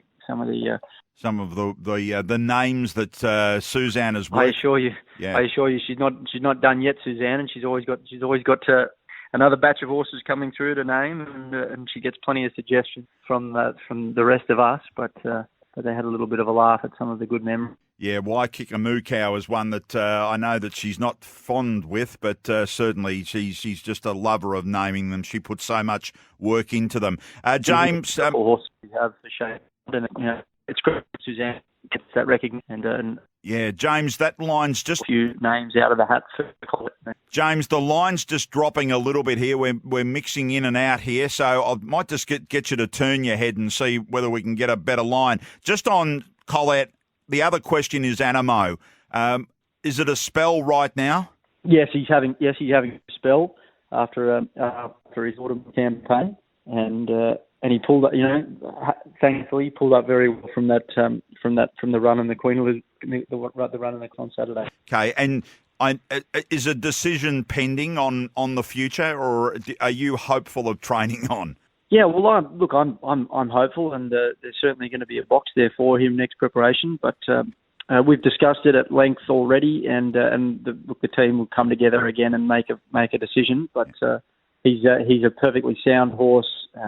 There are lots of options for him to be training on with, and sometimes recently we've made the decision to retire colt 3-year-old seasons. Horses like Encryption, horses like Microphone, they've gone to stud, and then others we've chosen to go on with them. Horses like Impending have got up and won Group 1s at 4. We bivouac on to success in finishing second in the Everest. And he was voted the champion sprinter, but after winning the $2 million VRC sprint. And definitely, it's certainly increasing his reputation and his value. So there's definitely a good reason why we should be training on with Animo, and it would just be, the sort of thing that we need to make sure that we're perfectly happy to move on with him as a team next season, and have confidence in the horse delivering. And I look overseas and what His Highness Sheikh Mohammed is happy to do with his top 3-year-olds, and I see that his 2 champion 3-year-olds from last year that finished behind the winners in the Arc. They're both back in training as 4-year-olds, and it's a clear sign that His Highness Sheikh Mohammed is happy to race his horses and to compete. So as we strive for excellence in everything we do, that's got to be up there in the ideals of what we strive to hold important with the horse that we're lucky to get. All right, we'll wait and see what unfolds there. Let's talk around Saturday. The big feature races, the all-aged. It's a heavy 9 this morning. The weather forecast is encouraging, but it is a heavy 9. and Cascadian just gets a totally different run, you would think, from that draw. He gets a lot, many he was destined to receive from the wide and the Doncaster, and Wait for Age will be for Cascadian. But gee, there's a lot of pace in this race too. There's a really, really large number of horses that prefer to settle in the, right up there on the speed in this race, and I think that'll suit a horse who had a good grounding this preparation and should be extremely fit at the conclusion of his campaign and dropping back a bit. How forward is Criderius? Are you thinking of running on a heavy track if it's that way on Saturday? Yeah, we're going to have a bit of a think about whether or not we want to run him if it's really bottomless. But we feel like he's going really nicely this preparation. It's only early days. He's had a relatively light preliminary, but he's a horse that can run a good race fresh and he can keep improving as his preparation unfolds. Some advantage about getting some fitness on his side before the winnable races really come around for him. But we're pleased with him, and he looks like being in for a good campaign. To that on race morning. The K's. We've got to mention Special K Kimantari. He's one that handles it wet. Yes, he's a horse who's really flying. He won really stylishly 2 ago at his first look, would you believe, on a heavy track. And look, I think that there's no doubt he's going well. His solid recent hit out was just what I wanted to see from that horse, and he's coming to hand quite nicely. But the reality is, Big Parade's going to get a really soft lead in that race, and he looks like a very, very hard horse to beat with his form coming out of the Galaxy. Rohiran is also first up, and another one. How forward is this one? Because he's capable on wet as well. Yeah, look, he is, and he's got an excellent first up record. It'd be frustrating to waste it. So I'm not sure if it's the perfect race for that horse, and so there's a chance that he doesn't go around there. So we'll have another look at that later, and perhaps look at other alternatives for Rohiran. We like to set weight on his options. It'd be frustrating to waste the first run if it was going to be runners. We'll wait and see what the track does. As I say, heavy 9 right now after the rain overnight, 10.4 mil, but the forecast is good. James, we'll leave it there with the key runners for the weekend. Thanks for the info around Covet and Animo. We'll wait and see on that. Have a safe Easter with the family. Thanks, Andrew. Thanks for your time. Good on you. James Cummings, Godolphin trainer. We'll talk about some jumps racing next. Lots of trainers making decisions about horses that are dual accepted over the long weekend of Easter. Clayton Douglas has blessed her in the Country Discovery at Sale tomorrow. At this stage, and I stress at this stage, he's leaning that way. There'll be confirmation this afternoon. I'll pop it out on our Twitter page at Andrew Bensley. It's also, of course, in on Saturday, Caulfield and the Bill Collins handicap there, carrying a fair bit of weight with Logan McNeil. So we'll wait and see. But at this stage, Clayton Douglas has said we are leaning towards running in the Country Discovery. That 6th race tomorrow at Sale. Tomorrow morning, we'll be on air with a special program being heard on SEN track around Victoria and some parts of Australia, and also 11:16 SEN in Melbourne. You'll be able to listen to it as well through the SEN radio app. 3 hours of a setup of a racing day. We'll be broadcasting from the Healesville Greyhound track, and then through the afternoon, Campbell Brown and Sam Hyland will be at the Sale races. We'll have other people at Greyhound meetings in Victoria through the day, and it's all wrapped around the race day, but all wrapped around the Royal Children's Good Friday appeal. So hope you can join us for some portion of it tomorrow. We'll be starting at 9 o'clock Eastern Time. Let's take a break. This is Bensley on SEN Track. Yes, coming up shortly, the early crow with all the day's winners. Let's go and have a chat with Maggie Payne. We're certainly racing over this long weekend of Easter. You can check it out at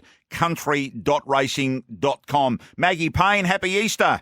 Happy Easter to you, Andrew. Sorry, I'm actually in Sale. So that's the traffic heading to the races tomorrow, I think, on the highway. Well, it's busy. The town is pumping, and we're excited to be here in Gippsland, that's for sure. Fantastic. We spoke with Greg Carpenter yesterday from Racing Victoria.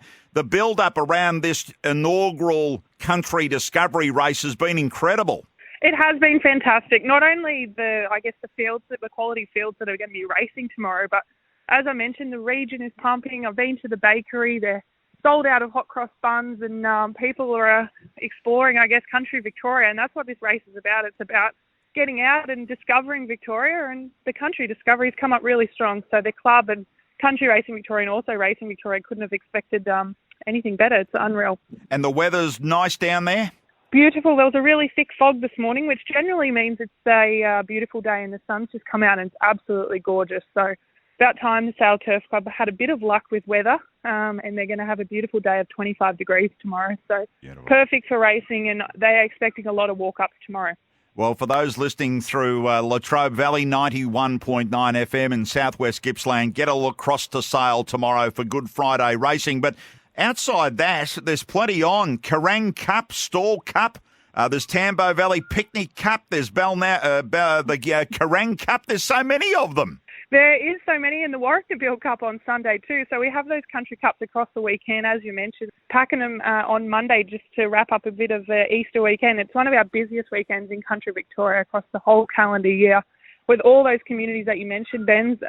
I guess celebrating their local communities, but also the picnic season will wrap up this weekend, which has been a phenomenal season. And Balnarring and Tambo Valley will do that in style, with thousands expected to go to both of those meetings. And I'm just excited to be in Sale, and I wish I could get to everywhere this weekend because they're going to be cracking days. There will be, and the weather's going to be fine, which is fantastic. Just in regard to Sale, I know this race is going to move around regional, but it's a good placement for the first one, given that so many people will leave Melbourne tonight or today, drive safely and drive through Sale, and you're offering something for them to stay over and be a part of it tomorrow.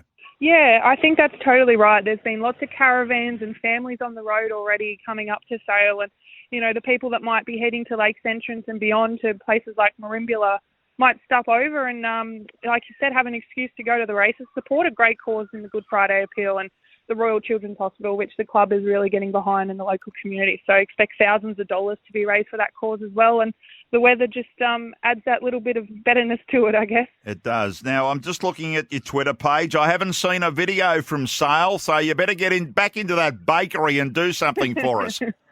Well, you wouldn't believe it, Andrew. I might have been too busy eating because they've got vanilla slice, hot cross buns, jam donut flavours, Nutella flavours, and they're selling tens of thousands of these at the Rosedale Bakery. So if you're on the way to Sale, make sure you stop at the Rosedale Bakery and grab yourself some hot cross buns because they might be sold out by midday. I know exactly where you've been, the Rosedale Bakery. The country racing is back. It's strong. It's going to be enormous this weekend. Check it all out and support your local community, country.racing.com. It's going to be so strong. Good on you, Maggie. You enjoy Sale. We might even chat tomorrow morning on our special show. Yeah, no, sounds great. Thank you, Andrew, and hope to see a lot of us there tomorrow at Sale. Good on you. Maggie Payne for Country Racing Victoria. And there's just so much happening in regard to country racing around the state. As I say, what have we got? We've got Sale tomorrow. We've got Kerrang. Oh, we've got Warwick Nabil. We've got them all around the place, Victoria. Enjoy your Easter weekend. The Early Crow is next. Across SEN Track, it's time to hear from the leading tipsters across chasing, pacing and racing with the Early Crow.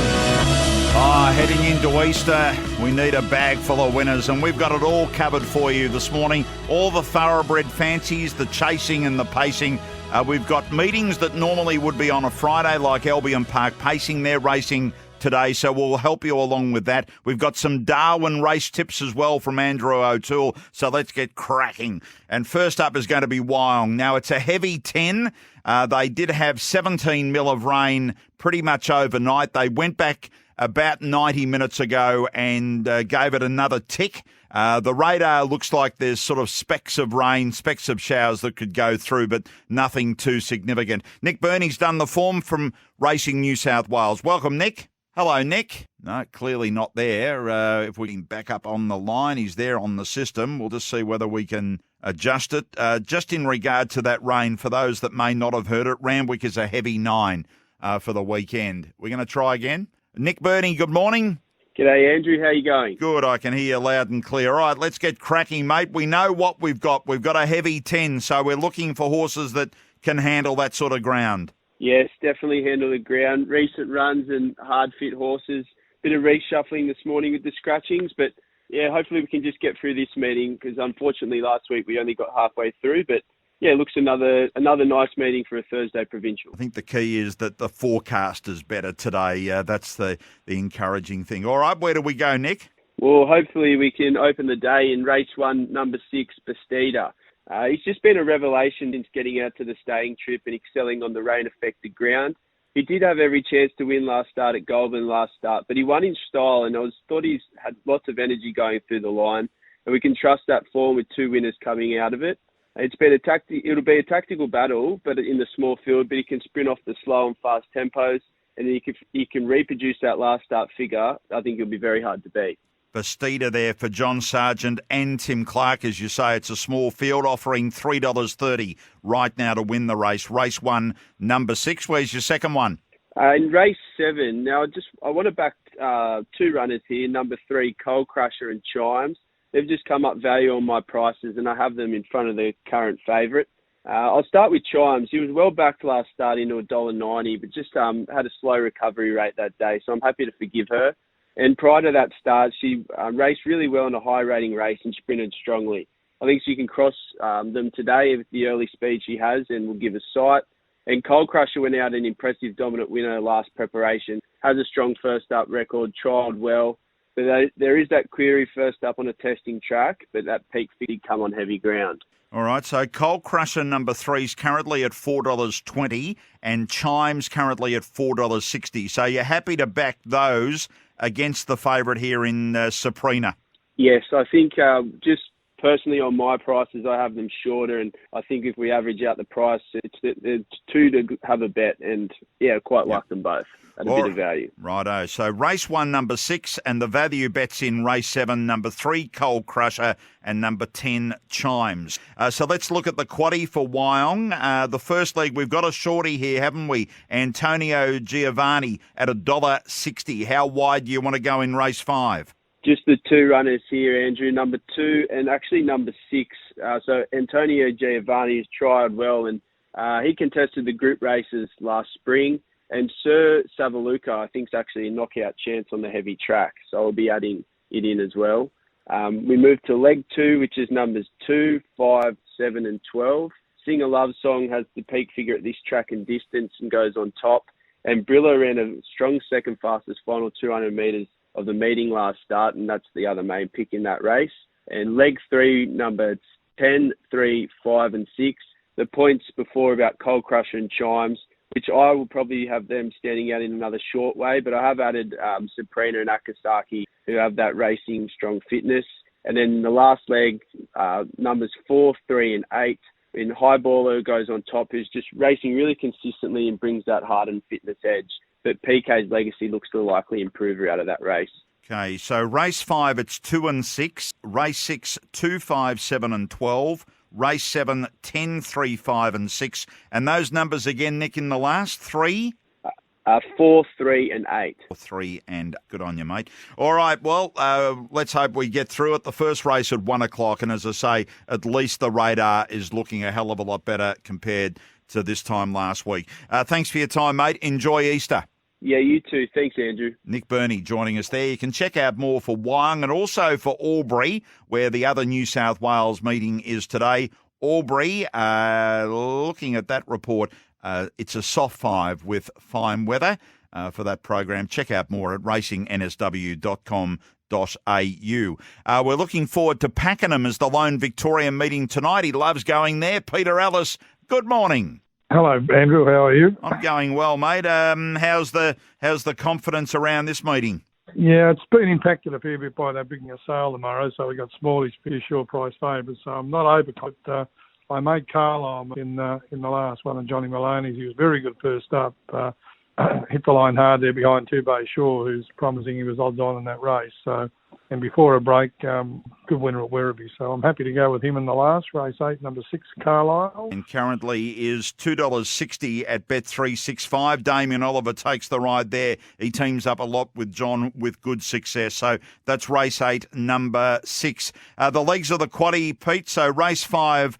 The toppy here, Visionari, is number 1 at $2.10, Seeking Glory at $3.40, and then Cyclone Sally's at $5.50 and Nana Jean at $7.50. Yeah, very interesting. interesting run of Visionary, of course. Really good form in England. Was a winner at Newmarket and then run third in that Group 2 July Stakes. That was back in 2019, though. So so we'll just see how it goes. But I'm with Seeking Glory, lightly raced mare. She's very impressive, winning first up at Geelong. So I think she can go on from there. Visionary, the one I mentioned, and Capella, ex-Japanese galloper, did show ability in its first local prep. So I'm 2, 1 and 5. 2, 1 and 5 in the first league. Race number 6. We've got Final Man number 2 is at 460. Ice Baby at 440. Comte number 4 is at 440. Titus number 5, the favourite, at 340. And Obi number 6 at $4. So it might be a small field, but there's not a lot between them here, Pete. You know, there's probably a link between the 5 of them, I think, Andrew. I'm with Obi, stable-made of Blood Oath, because he's running tomorrow at Sale. This horse has had 2 wins in 23, but 10 minor placing. Trap wide there at Sandown. Wasn't a bad effort. Went 5th behind the informed Governor Landy. I've got Comte of the Danger. Got City Form, the small field will suit, because he's a back marker, and Tidius showed really good ability early on. So lost his way, but was good first up when heavily backed there at Kyneton. So 6, 4 and 5. The third leg, the Squire number 3 for Mara and Eustace, $2.70. Turf Flyer number 5 is at $5. 8 Lani Bang Bang at 6. Pouvoir de Soir, it's probably got nowhere near it, have I? I think you're pretty right, actually. Am I? That'll do me. I've got no luck at Aussie, let alone going French. $4.40, and that about tells the tale. Yeah, I think the race is more open than the market would suggest, but I'm with the favourite, the Squire. It was 3's on chance on debut at Kilmore and 1 easy and up there. So it's obviously heading in the right direction. Langy Bang Bang had plenty of ability early on. Good first up in a strong race at Stony Creek. Had a 7-week break between its next run and just found the class a bit strong at Sandown. And we'll go with Pouvoir de Soir. Swept home from last to win at Ballarat. That was first up. It's got a good record at Pakenham, so its previous win was at Pakenham, so it's certainly a chance in the race. I'm with 3, 8 and 10. And the last tonight at Pakenham, we've got Stare Down number 1 at $7.50 at the moment. 2 Captain Corelli is at $3.80. Semper Fortis number 5 at $9. Carlisle, you mentioned earlier, Firmelec $2.60 on the tote, or on Bet365. And American Actress, gee, it was good the other day at Kilmore. It's at $8. Yeah, certainly, and it looks like extra distance will suit. It got out to the 14.50 at Kilmore and won well. I'm with Semper Fortis, the stablemate, is the Dane, just to get the run on the Alistair Clark outclass, and probably the Trip FR got beat 40 lengths. Winner at Moonee Valley, won its maiden there prior to that, after a really good second at Pakenham when it powered home. So I've got it as a danger, and the stablemate, American Actress, the one you mentioned. So I'm with 6, mate, at the best, to beat 5 and 7 in the race 8. Righto. So running through it, race 5, 2-1-5. Race 6, 6-4-5, race 7, 3-8-10, and race 8 at 6-5 and 7 for Pakenham. Now, Peter, I know you're going to join us around this time tomorrow. We're doing a special Good Friday program that'll be heard on 11:16 SEN in Melbourne, and the SEN radio app and SEN track mostly in Victoria. But I know it's a massive program at Sale, so I look forward to chatting tomorrow for sure. Yeah, it's certainly the best meeting Sale's ever had, and that's one of the best provincial meetings for depth that we've seen in a long time. So no, it's a great innovation. Look forward to it every Good Friday from here on. So, yep. So we'll be venturing to Sale, and the track's going to be in great condition. They have had a couple of hiccups recently with a lot of rain, but no rain of note in the last week, so it should be spot on and a terrific meeting. Will be. All right, thanks for your time, Pete. We'll chat to you just after 10 o'clock tomorrow. Okay, Andrew, catch you then. Thanks, Pete. Peter Ellis, you can check out more at peterellisracing.com. We've got 2 meetings in Queensland to look at, Toowoomba and Townsville. Nick Lloyd is going to help us with both. Welcome, Nick. Yeah, good morning, Andrew. How are you this morning? I'm going well here, mate. And Toowoomba, let's focus in on that one first. It's fine weather and a soft 5, and for those listening through 91.5 FM in the Darling Downs, go and enjoy the good day's racing.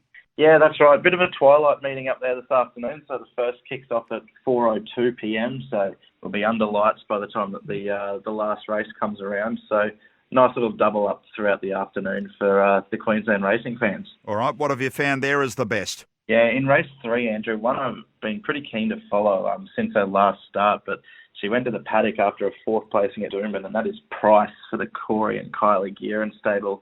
3-year-old filly by Sebring. She won really impressively on debut at Toowoomba. They put a fair bit of money on her that night. She was 6s into about 4s and won by 2 lengths, under Steph Lacey.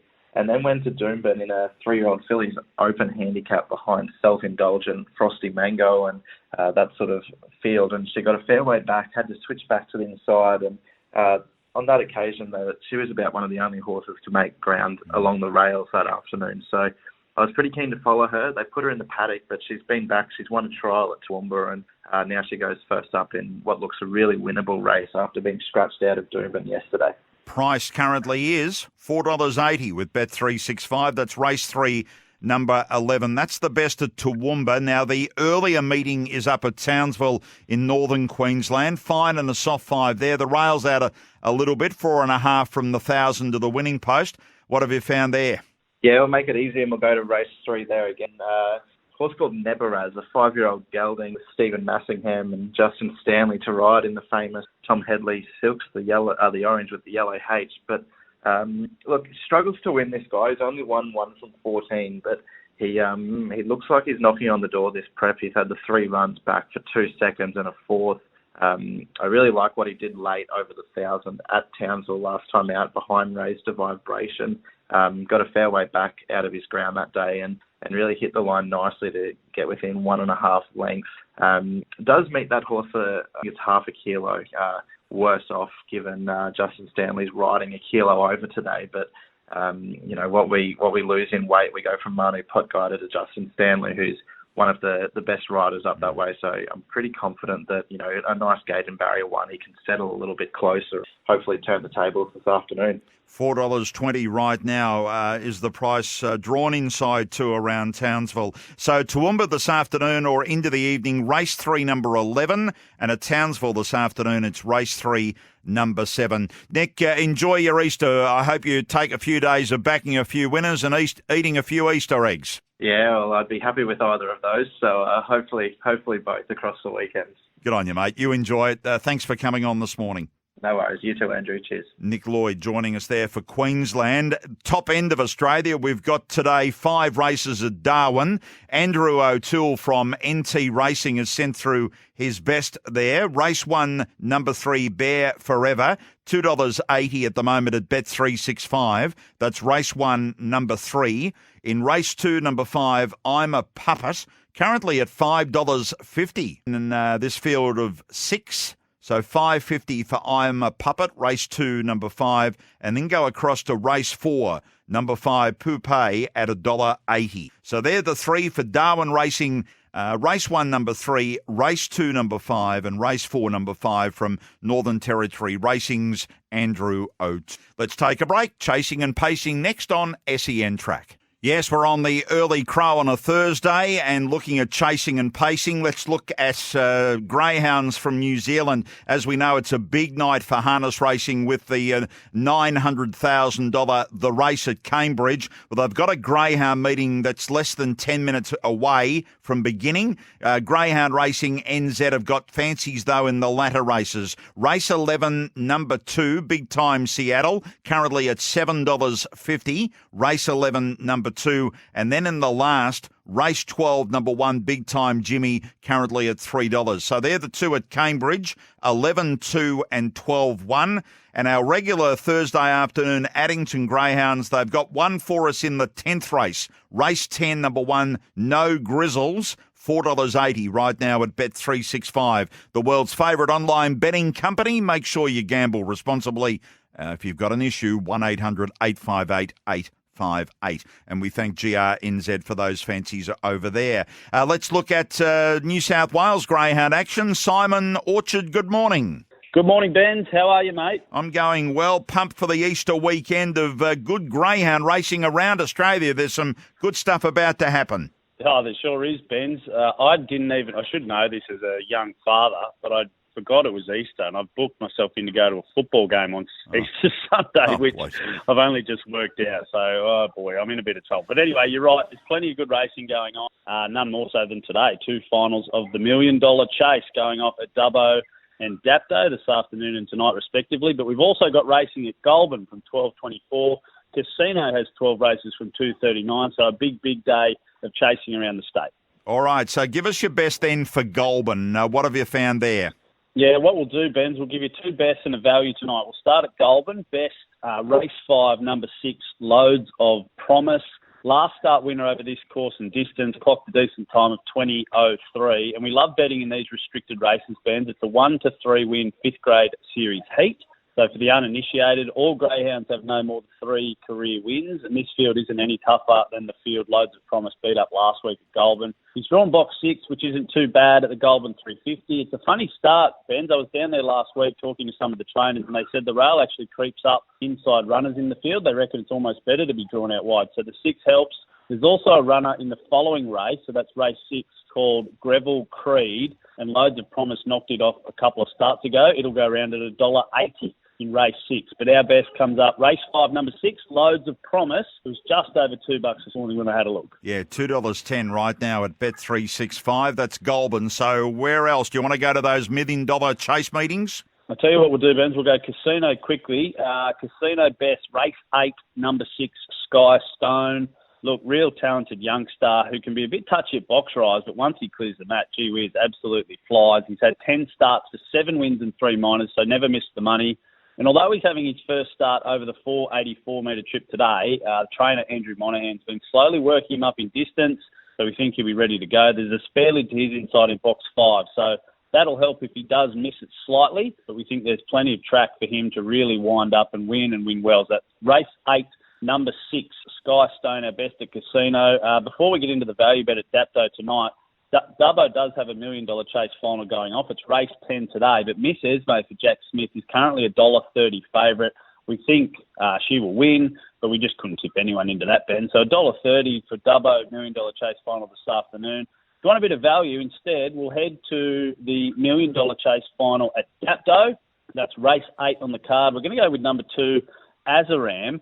Now, look, as I mentioned, the final of the $1 million chase at Dapto, it's probably one of the better finals we've had of the series so far. There's a Group 1 winner in Ritzadonna who jumps from box 4.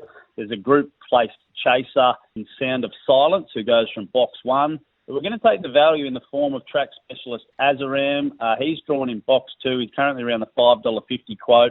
And those in the no bends down here just think the race shape could suit him down to the ground. He's drawn perfectly. He's reliable out of the boxes. He'll get on the bunny. And he runs time around a track that is renowned for favouring leaders. And we'll just add these 2 little bits of info in as well, Ben, to help punters make up their minds. I spoke to Mark Catt last week, who trains Ritzadonna, and he said she just wasn't going as good as when she won the Dapto Megastar here late last year. She's the second favourite at $3.20 at the moment. And Frank Hurst admitted after the heats last week that Sound of Silence wasn't even going to compete in the series until he was left without a 600-metre race. So he's just been thrown in. He was the fastest qualifier, but he's the $2 favourite. I know that Ruth King has Azaram cherry ripe for this series. So race 8, number 2, Azaram, a bit of value around $5.50 last check. Yeah, $5.50 at the moment. So that's race 8, number 2. So it all happens around Dubbo and Dapto. And have you got a quaddie for Dapto tonight? Yeah, of course, Ben. We sure do. Leg 1 will go 4, 6, 7. Leg 2, 1, 2, and 8. Leg 3, we'll just put the 1 in, Irrational, 1 out. We think it's one of the better bets on the card. And then in race 8, the $1 million chase regional final, we've gone 1, 2, and 3. Hopefully one of those roughies, either Azaram or Flighty Fernando, who I think the double figure odds can get up in the $1 million chase. Last leg of the plenty happening around the state. If you want any more info, Ben, jump on thedogs.com.au. Thanks, Simon. We'll chat again. Simon Orchard joining us there from thedogs.com.au. In Adelaide tonight, we've got Angle Park, 12 races there. Sean Matheson, the racing manager for Greyhound Racing SA, likes race 6, number 6, Mally Magic, currently at $2.80. That's race 6, number 6. And then go to the next, race 7.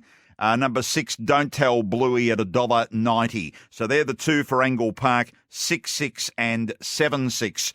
Watchdog, good morning. The Watchdog coming online to have a look at his. Morning, Watchdog. Morning, Andrew. How are we? I'm going well. Let's have a look at these programs, mate. You've got the other piece of information I've got to pass on to our listeners. You texted 5:10 this morning. Did you wet the bed or something? Yeah, we're up nice and early. My son, he's only 2 years old, so he's still adjusting to the new clock with the daylight saving. So he's up always nice and early, and so I've got plenty of time to do the form. Geez, you were up early. It beeped when I was waking up this morning. Let's get to Warragul. The best is in race 4. Yeah, we're going to race 4, number 2 here, Raw Panic. So it's dropping in class today. Its form doesn't read overly great, but it has been racing in better company. There's not a lot of speed drawn on her outside. She should go with the red early and burn it off through the turn. And I think the 290 at the moment looks a decent bet, just purely because of the class drop. Okay, so that's race 4, number 2 as the kickoff. Then you've got a multi, but it's a different sort of multi at Warrnambool. Yeah, we've got a 2-legger here. The first one's a win bet. That's race 4, number 8, Slick Lass.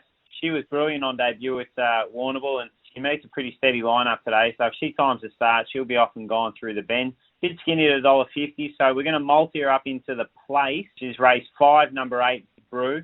Currently around the $4.40 mark. It's a top 2 finish, but this Grandier's last 3 runs have been at Warrnambool and Ballarat, and he's turned into an absolute crackers. I think the 6 and 7 will give him a nice card across. Got really good mid-race burn, and he handles box 8. So I think at the $4.40, he's probably just an even a singles bet as well. But if you multi him up, you get around $6.60, and I think they'll go all right. Okay, so there's a couple for us at Warrnambool. I'm warming towards Sandown. Have you got something else before Sandown? Yeah, we've got a quick double at Bendigo. It's race 4, number 8, Dry Lightning to win. It's got a huge motor, this dog. It's still learning what it's all about, but it looks drawn to feature. And then the second leg of the multi is race 7, number 1 at Bendigo, Let It Rain. Good record at Bendigo today, drawn to lead. Should be too good for these. If you multi them up, you probably get around close to the $3.20 mark. So that's a multi at Bendigo. And then Sandown tonight. Before we get to Easter, lots of people want to back winners, and we're going to go with 3 of them here. So Sandown, straight to race 5. Yeah, race 5, number 5, Set Me Free. Really caught the eye last week in a semi-final of the launching pad. And this race here, there's not a lot of speed drawn in 4 or 6.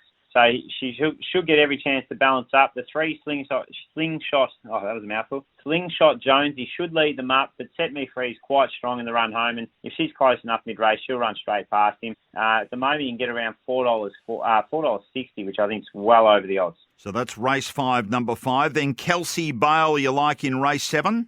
Yeah, she's the best bet anywhere today. Race 7, number 3, currently around the $3.90 mark. Hasn't had a lot of luck in the last 2, but did go 29.45, 3 runs back. Really, really great turn of foot.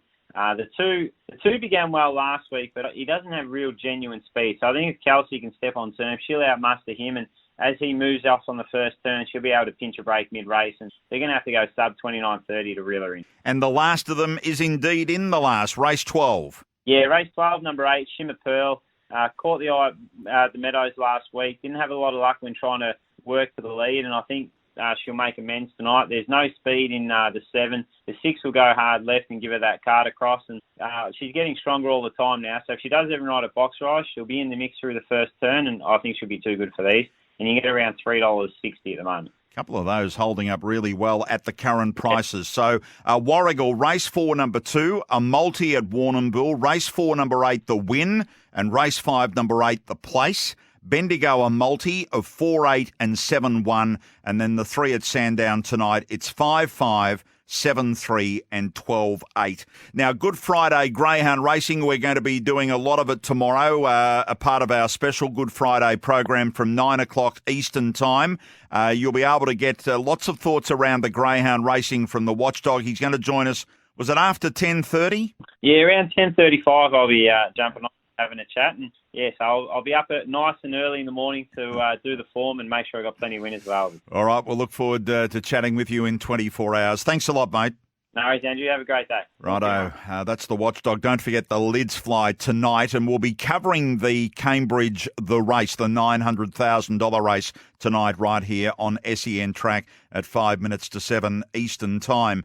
Tonight we've got Hobart Greyhounds, 10 races there. Brennan Ryan from Tas Racing has got 4 of them. Race 3, number 7, Count Bingley, currently at $4.80. That's race 3, number 7.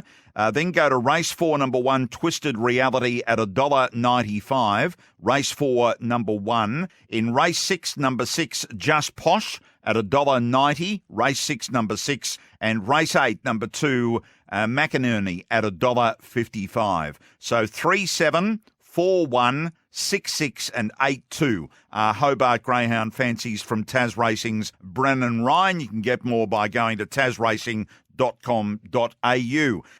Gee, we're working through all of these meetings. Luke Gatehouse is joining us from Brisbane Greyhounds. Morning, Luke. Good morning, Andrew. I've had to hire a secretary to write down the Watchdogs tips today. He's gone on fire. No, he's always on fire with the Victoria. Now, what about you at Ipswich tonight? 10 races there. What have you found for us that you haven't given Patton Heels earlier this morning? Well, I've given 2 to Patton Heels, and Heels has launched into the second one. So we'll start with the one you can still get a price about. Race 3, number 6, She's in Clover. It's a 630-metre restricted win race. Probably only 2 chances, the 1 and the 6. They've backed the 1. Very strong, but it's never run over this distance. So I always take them at face value. First go, it's a tough 600, 630 at Ipswich, so I'll go with She's in Clover. She's proven the distance and in form. Righto. Around 270. 270 right now. It's been backed in from 3 to the 270 this morning. So that's race 3, number 6. And which one has Heels got on to? Okay, we've gone to race 7, dog 5. He likes the Irish name. So Fergal Manelli opened around the 230, 240 mark and it's into $2. Yeah, it's been on the move there. So they're the 2 for Ipswich Greyhounds, 10 races, race 3, number 6, and race 7, number 5. Enjoy your Easter, Luke. Have a safe one. And to you too, Andrew. Luke Gatehouse joining us there. Let's move. I'm just looking. We've done all the chasing. We have. So let's move to pacing. We've got Geelong have a program. And they're racing tonight. Dan Malecki is calling the action. You'll be able to see it on Trot's Vision. Race 5, number 5, Where's Zeggy? Currently at $2.50 at Bet365. That's race 5, number 5. And then race 6, number 2, Major at $2. So 5, 5 and 6, 2 are the 2 there for Dan Malecki at Geelong.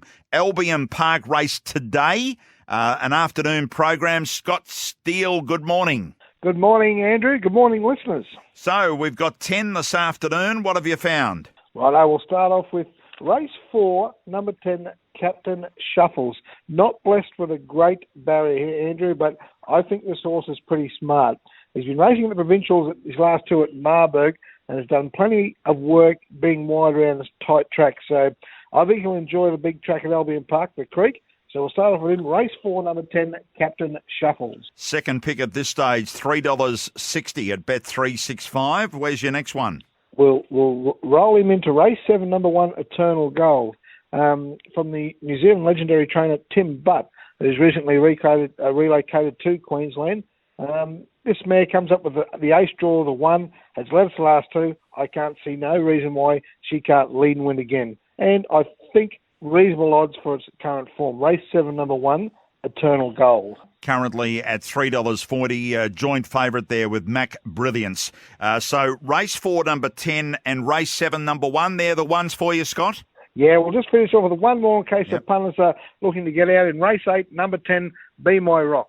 Drop back in grade, Andrew. We'll need a little bit of luck from the draw, but I think is going better than its opposition. So race 8, number 10, Be My Rock. $4.40 right now at Bet365. So 4.10, 7.1 and 8.10 for Albion Park pacing this afternoon in Brisbane. Have a safe Easter. You too, Andrew. We'll talk next week. We look forward to it. Scott Steele joining us there from Albion Park. In New South Wales, Harness Racing New South Wales I-Form have looked at Tamworth.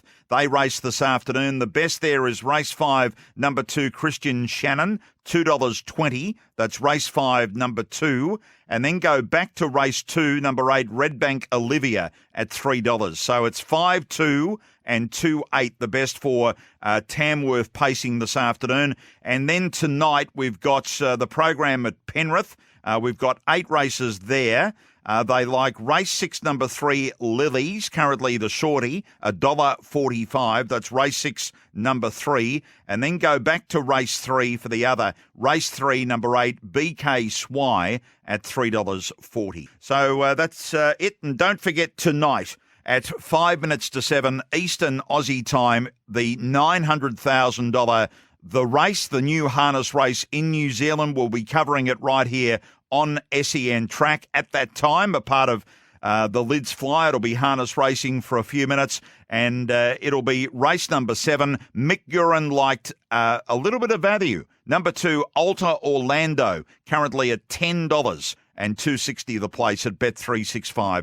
Our horse, the Sports Entertainment Network horse that we purchased, is the favourite, Self Assured, currently at $2.70. So a big coverage of the race tonight on SEN Track. Oh, we're covering plenty of ground on this Thursday morning. Of course, the jump season is well and truly underway, but a big Easter Monday comes up at Pakenham. And we're going to talk to a stable that they've got a horse that's been racing on the flat, that they are turning into a jumper, and Stephen Papen will take the ride on that horse on Monday. After this break, all about jumps racing. Yes, you are, and of course a new era has arrived in jumps racing. It's certainly the new jumps, the improved safety of those. You can check out more detail by going to australianjumps.com. australianjumps.com. And on Monday, the continued build-up to all the big action at Warrnambool and the rest of the jump season at Pakenham.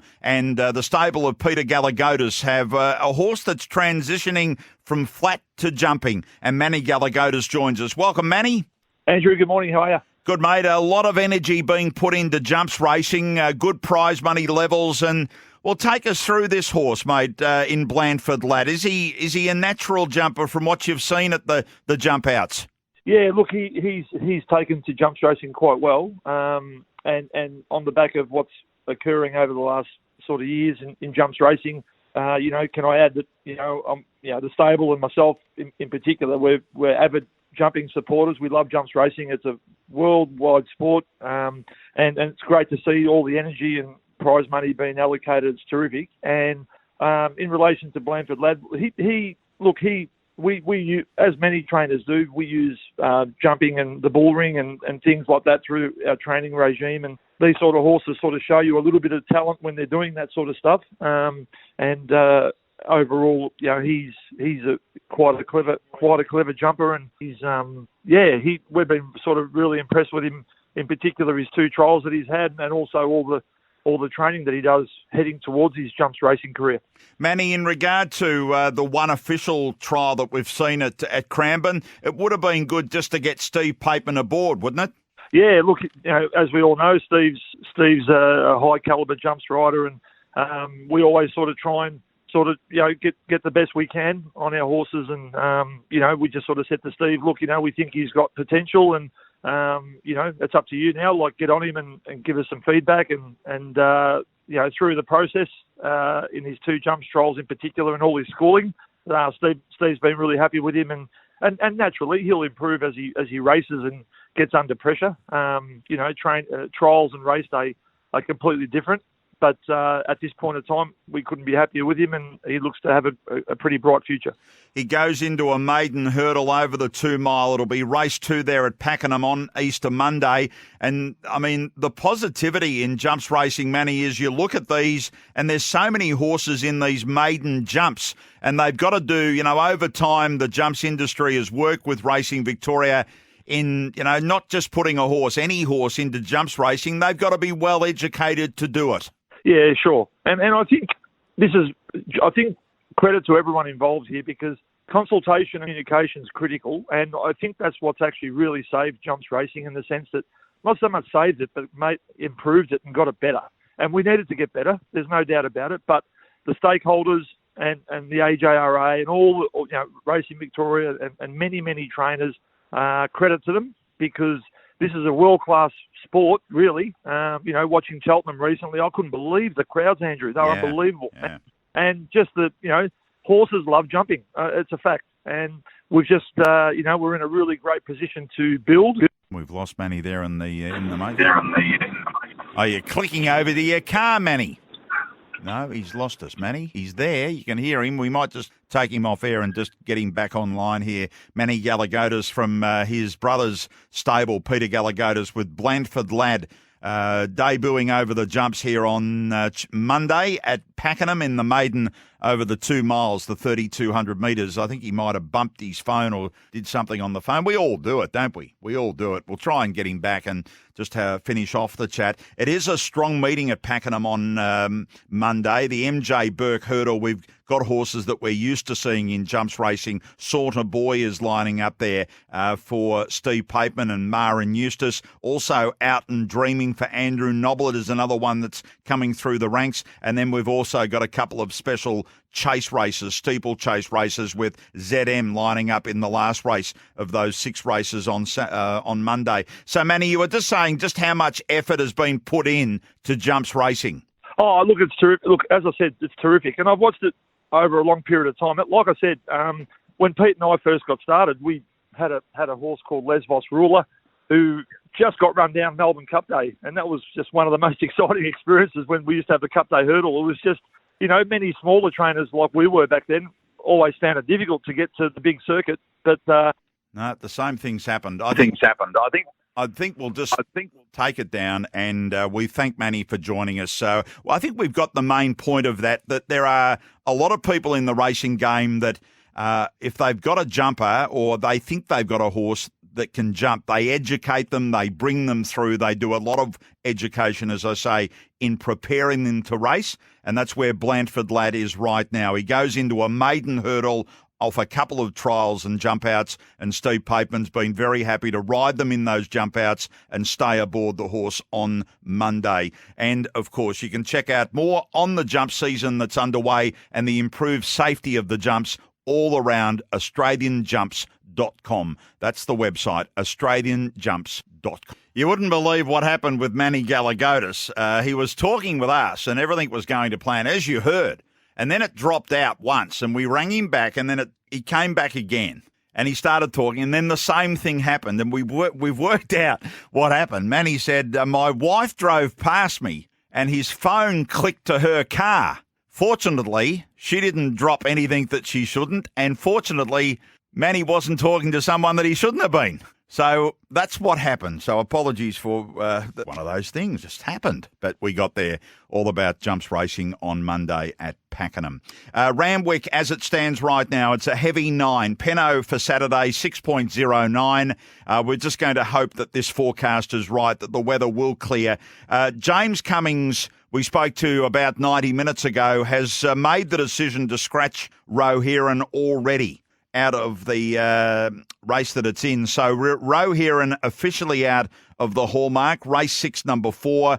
John O'Shea also saying to us, we're going to wait till Saturday morning, but there's horses that are vulnerable, like Chanel in the last and Kerwin's Lane, that may also be a bit dicey running on a heavy track first up. So a lot of trainers are going to decide Saturday morning what happens, and that gives us the push for winners. We'll be on air Saturday morning from 9 o'clock Eastern around Australia on SEN Track with all the news. But don't forget tomorrow, Good Friday racing, greyhound action, thoroughbreds and pacing. We'll be all over it. A special show on SEN Track and 11:16 SEN. You can jump on the SEN radio app. We'll be on air at 9 o'clock Eastern. We'll look at the day's racing, but also the Good Friday appeal. So I hope you can join us then.